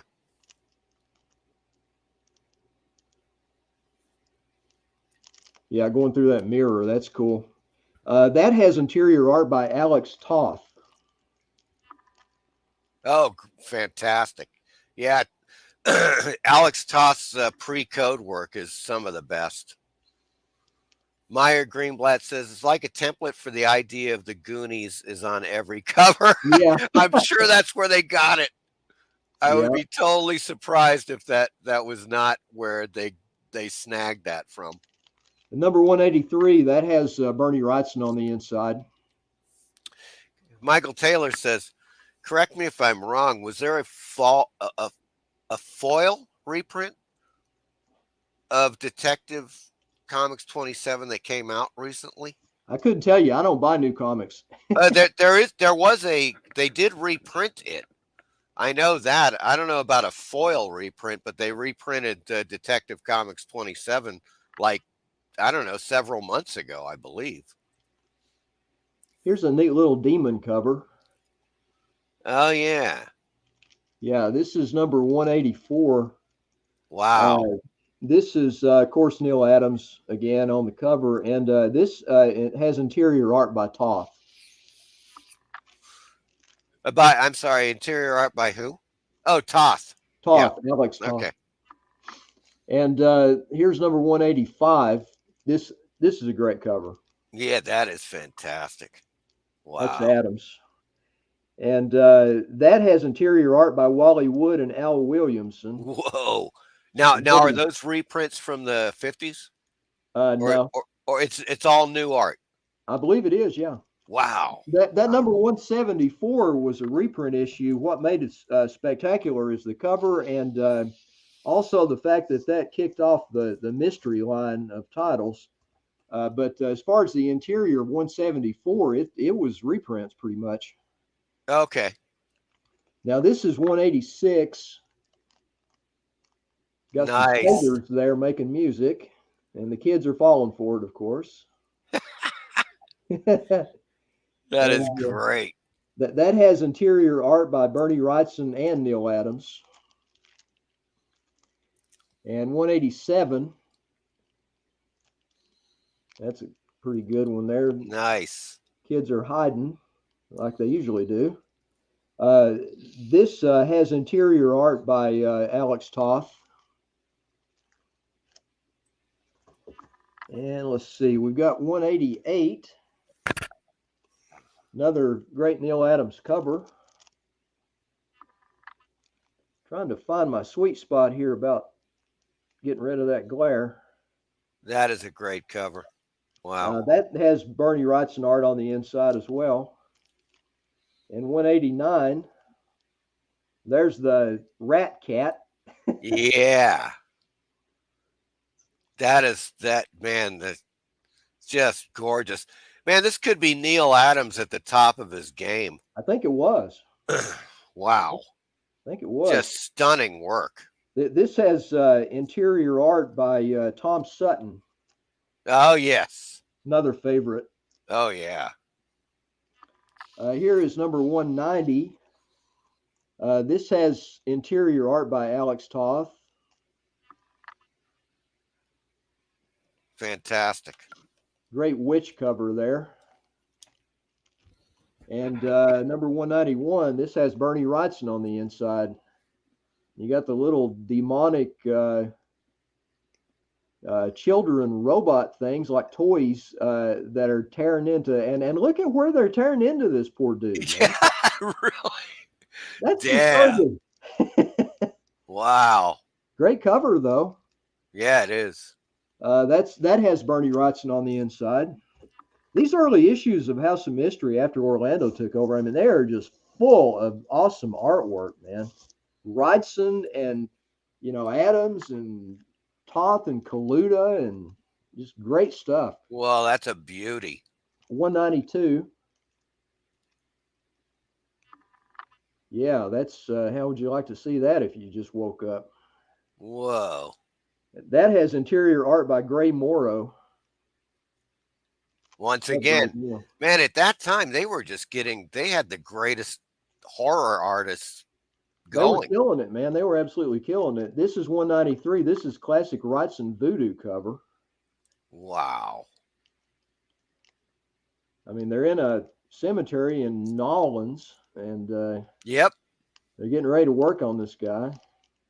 Probably going to prime him for raising, I guess. I don't know. Yeah. That's great. And we're getting into some of the more of the Wrightson covers here. This is 194. Any cover by Wrightson is great. I've never seen a bad Wrightson illustration. No. Yeah, I haven't either. And this has interior art by Alex Toth, Russ Heath, and Jack Kirby. Damn. And here's the famous bat hanging on to the poor guy that's trying to run away. Bat out of hell. That is just brilliant. Look at that cover. Yeah, this is 195. This has interior art by Ralph Reese. Of course, this cover's by Wrightson. And yes. Also interior art by Wrightson and Kaluta in this. Wow. I really like Ralph Reese.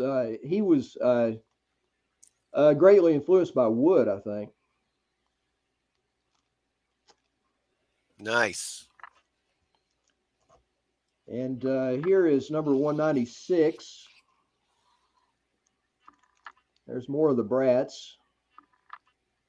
And that's cover by Tony DeZuniga. Interior art by Gray Morrow, Alex Toth, Nick Cardy, and Wayne Howard. And 197. Oh, yes, the ghost ship. Yeah, the classic Adams cover. Yes. And that has Nick Cardy art on the inside. That is brilliant. And 198. This has a Nick Cardy cover. Nice one. Very nice. And 199. This is an Adams cover, and it has Wally Wood and Jack Kirby art on the inside. Whoa. Man, look at that. That is just. And here we have number 200, cover by Mike Kaluta. Whoa. Look at those things up there. Some kind of goblins or demons or whatever. They're just spectacular, man. And this has interior art by Kaluta and Ralph Reese. Nice. And number 201. This is another Mike Kaluta cover. Nice demon cover. This great little demon behind them. And that has a Wrightson story on the inside. Nice one. Just have a few more. Number 202. That's another Mike Kaluta cover.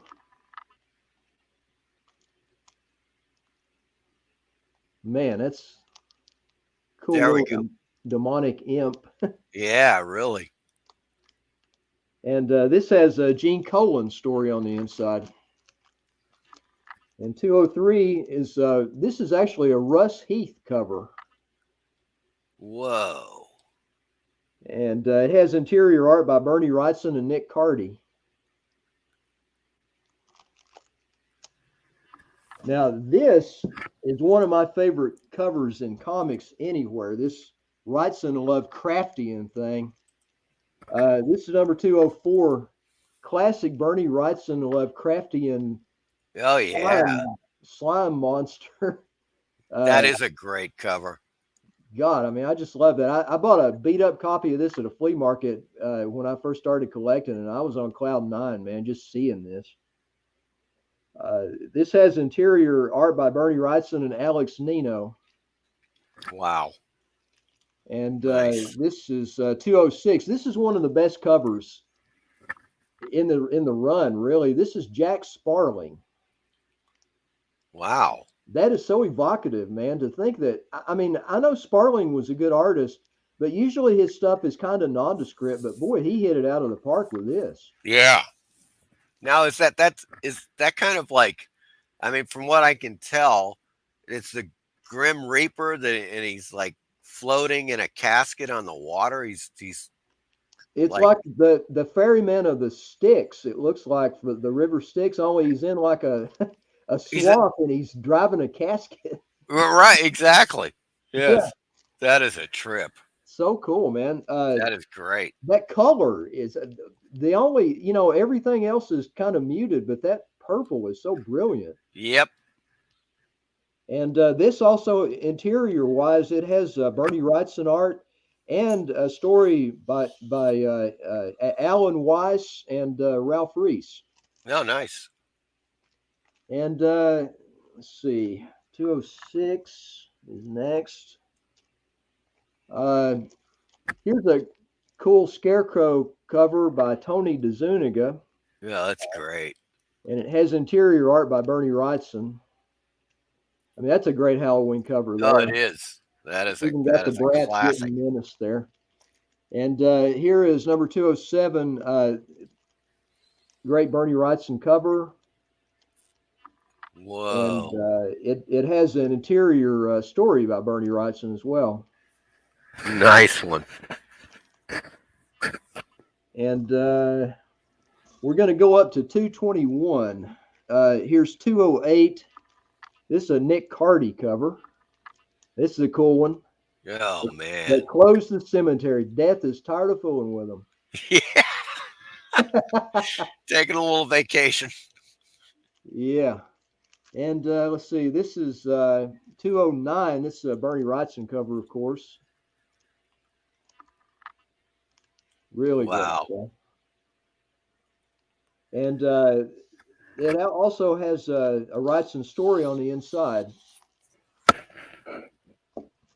Number 210, Mike Kaluta cover. Very elegant and gothic. Boy, they just got the cream of the crop of the artists doing covers for this I'm telling you, man. And here is series. the Wrightson Vampire on 211.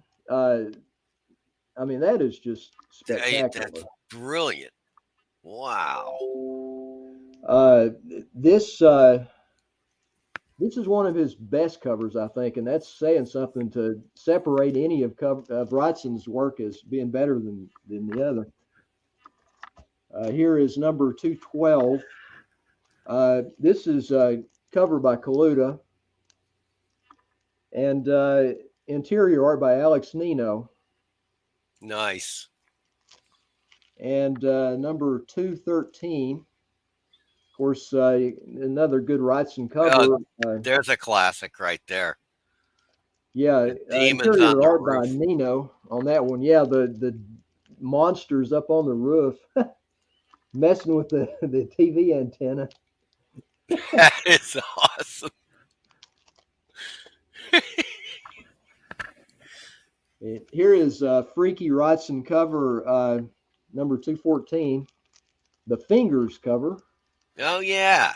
Now you know that may have been a little bit of a, let's say, homage to a sensational comics cover from the early 1950s, where the guy's like looking at his hand like that. He's kind of looking. Actually, the hand would be turned in on him, and he's looking at it, and it's got faces on all the fingertips. Yeah, And he's kind of freaking out.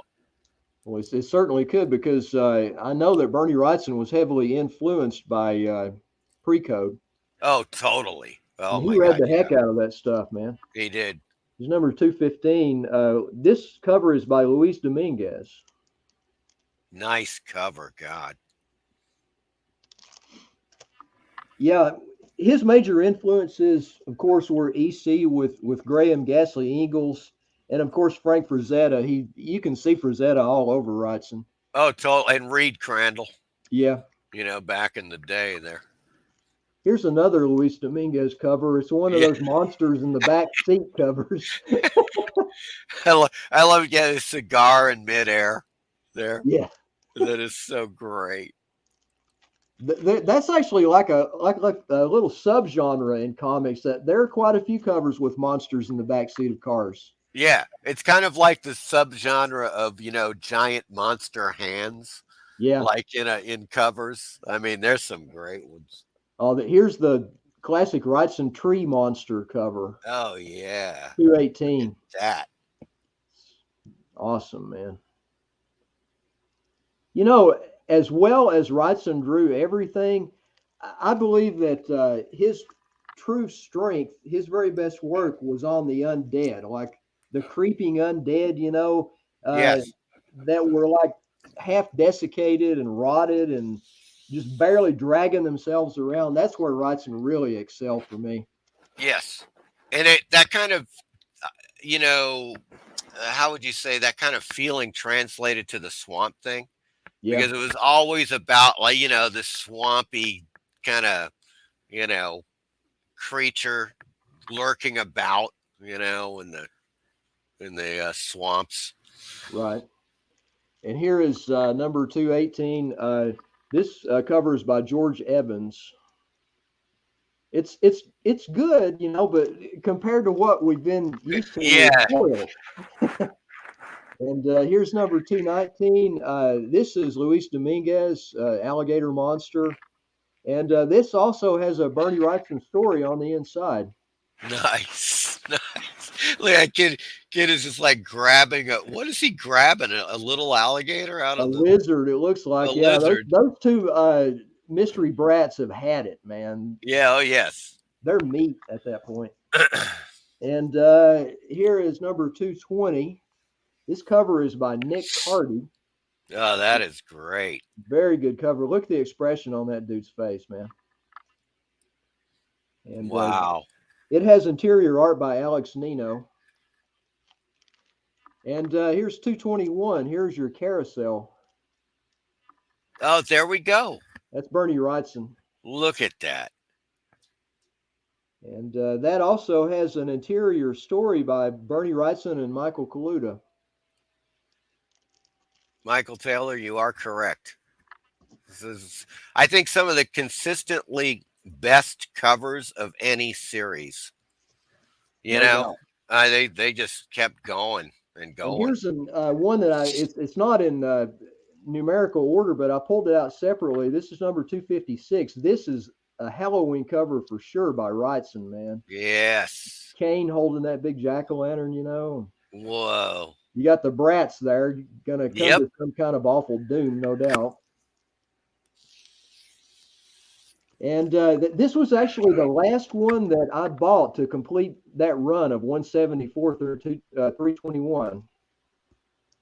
Took me Wow. forever to find a decent copy of that I, a deal I wanted to pull the trigger on, but that was noteworthy for Halloween, so I thought I'd pull that one out too.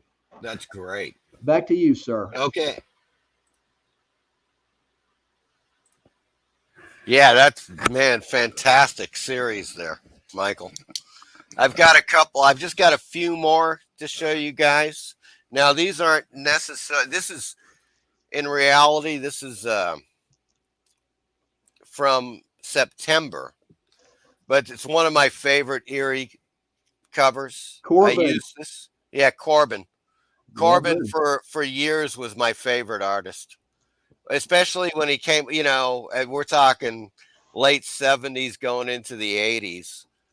With heavy metal and with Eerie and Creepy. yeah. When Eerie and Creepy started, especially they started doing, of course, this is the All Corbin Super Special. Uh-huh. Some of the best stories, in my opinion, of the Eerie and Creepy run. Yeah. Just fantastic stuff. And the Corbin, when they started doing, they would start doing, like, they would give you a 1 or 2 color,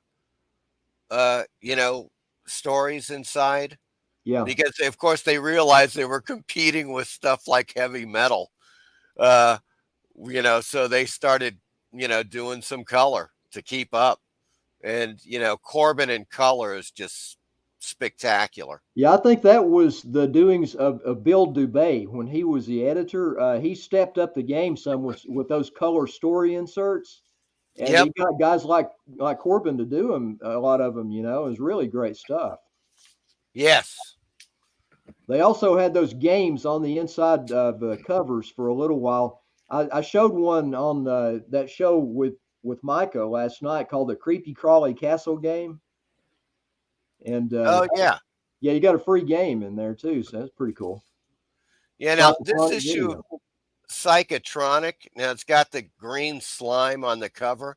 Yeah. I believe this is a Halloween issue. It's an October issue, although I could not find the actual month here. But Psychotronic was fantastic. I don't know if you ever got these. Yeah, I got a bunch of those. Okay. Yeah. They're primarily 80s and 90s. They lasted. The magazine lasted almost 20 years. Yeah. It was going strong. It's great cult movie magazine. Well, really kind of pop culture in general. They covered, films, of course, comic books, graphic novels, magazines, you name it. Pretty much everything that, was happening at the time. And of course, a lot of retro stuff. Yeah. Of course. And then you got the great green slime cover. And of course, they would also they would have like various stars of B movies Yeah. holding the issues. You know, I think there's. that's Henenlotter at the top, isn't it? And of course, we know who that is at the bottom.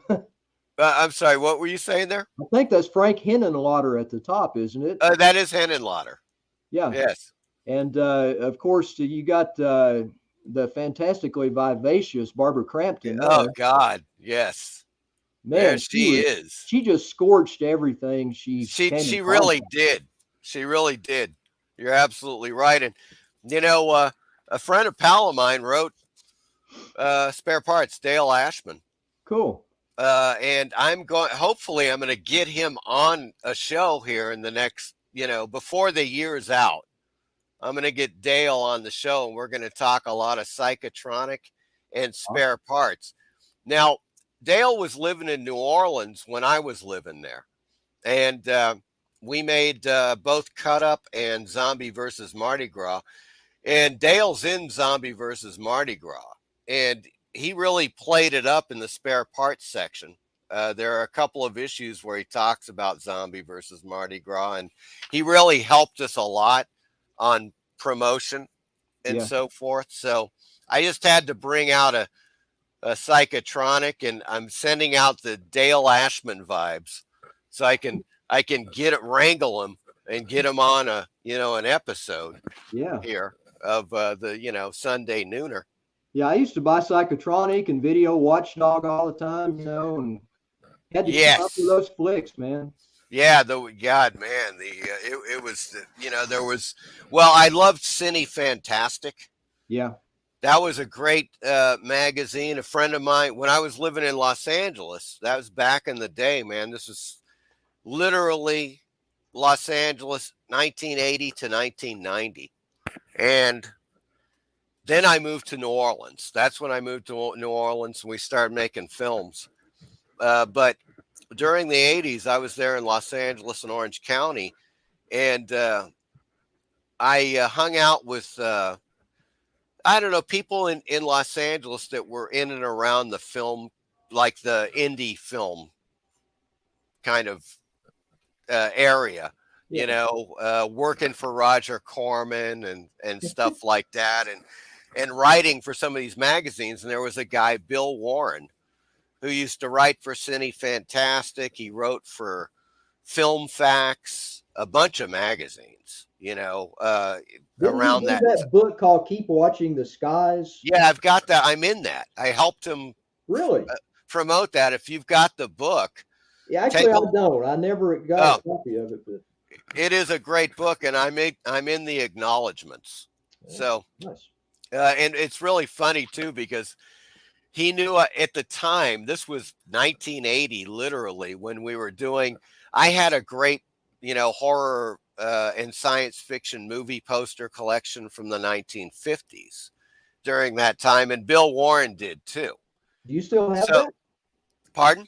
Do you still have those posters? No, long gone. Oh, Long gone. Yeah, yeah. That was way back in the day.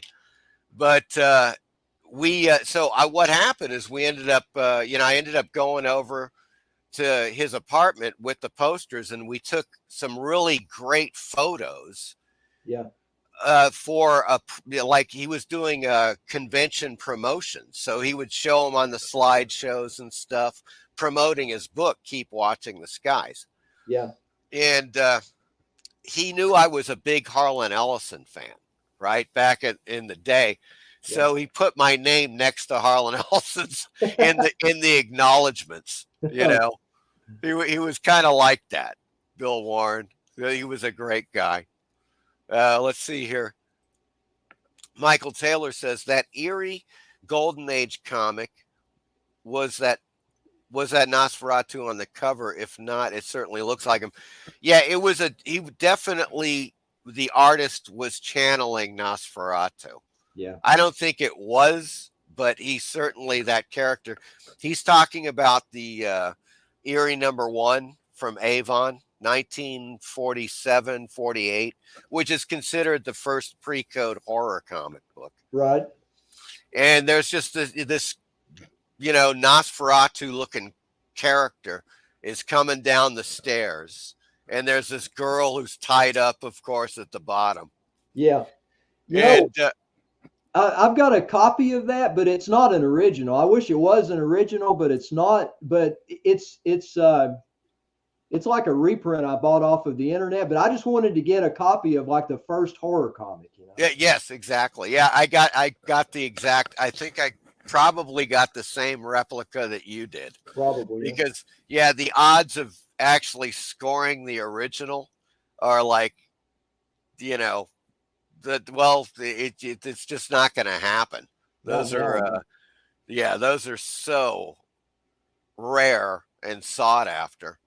But it's yeah, and I got to tell you, it's kind of like, yes, that was the first. You could definitely say that is the first one.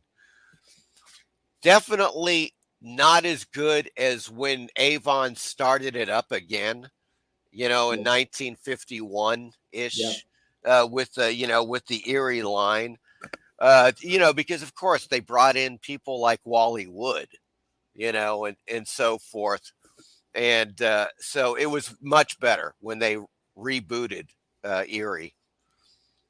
But yeah, well, that's pretty much what I've got to show today, Michael Dodd. And I just want to say, thank you. It's unbelievable. We've been on for over 2 hours now, Really? and I that had just no kind of idea. whizzed by. Yeah, I thought we'd been on about an hour. I had no idea. Yeah, yeah, man. I mean, that was fantastic. Thank you very much Well, it was very much for fun. I appreciate you inviting me, man. yeah, and we're gonna, if you're into it, we'll get you on for a future episode. Sure. To talk about some more great, comic stuff and films. I mean, we didn't even get to the top five. Remember, we were talking about our top 5 Halloween movies and stuff like that. We're Yeah, just getting, we didn't get there, did we? no, We'll have to no. make that another time. Oh, absolutely, and we shall. And many thanks to the chat, everybody that was in. Let's see, great show. Thank you both. Thank you, Meyer. Thanks, Thank Meyer. you, Michael Taylor, Graphic Man, for coming in. Go Away, Shadowhawk, Margot. My God, we got a very good lineup here. Jacob, thank you very much. Paulo on the scene. Really, just quite, yeah. Man of Rex here. Uh, and I think I could have sworn I saw. Well, there's Last Avenger, but I thought I saw. Or maybe that was the last time. Yeah, I think so. I think it was. Oh, we got new comments. Yeah, I've heard it was considered the first. It was indeed, and it is. It really is the first pre-code horror comic. Yeah, it's not the first comic with a horror story, but it's the first comic that was dedicated to horror. Exactly. Yeah, because people will argue and they'll say, yeah, but the Classics Illustrated did Dr. Jekyll and Mr. Hyde and Frankenstein, but those weren't pre-code stories. Those were Right. taken from classic works of literature and Exactly. simply adapted to comic book form, not pre-code. That's not what pre-code is. Right. And so, yeah, it absolutely, Erie #1 from Avon is it. That is the genuine article. And yeah, the other ones too, they would have maybe a story, and of course a cover that was maybe horror oriented. But I think Comic Collector Geek put it very well. He was talking about that, and he was like, look, a lot of those covers, that put out like an issue were generally like crime comics with kind of a horror bent to them. Yeah. And the stories inside really had little to do with, what we would call pre-code horror, Yeah. so yeah, Or not it might be a story that actually didn't involve real horror, but seemed to until the big reveal at the end. Kind of like that cop out in that movie, The Mark of the Vampire. Yeah, that was really kind of a letdown. It wasn't a revealing thing. It was just a letdown. It ruined a good vampire movie. exactly. Exactly. Yeah, Yeah. that is absolutely true, man. Well, thank you, Michael, for coming on the show. Thank you, chat, for everybody that was here watching today. And, I will put links to various things we're talking about once this goes up, for replay. And of course, I'll be back next Sunday for another episode of Horror Mike's Sunday Nooner. Cool. So I hope you all to see you all there. And you guys have a great day. Thanks, guys.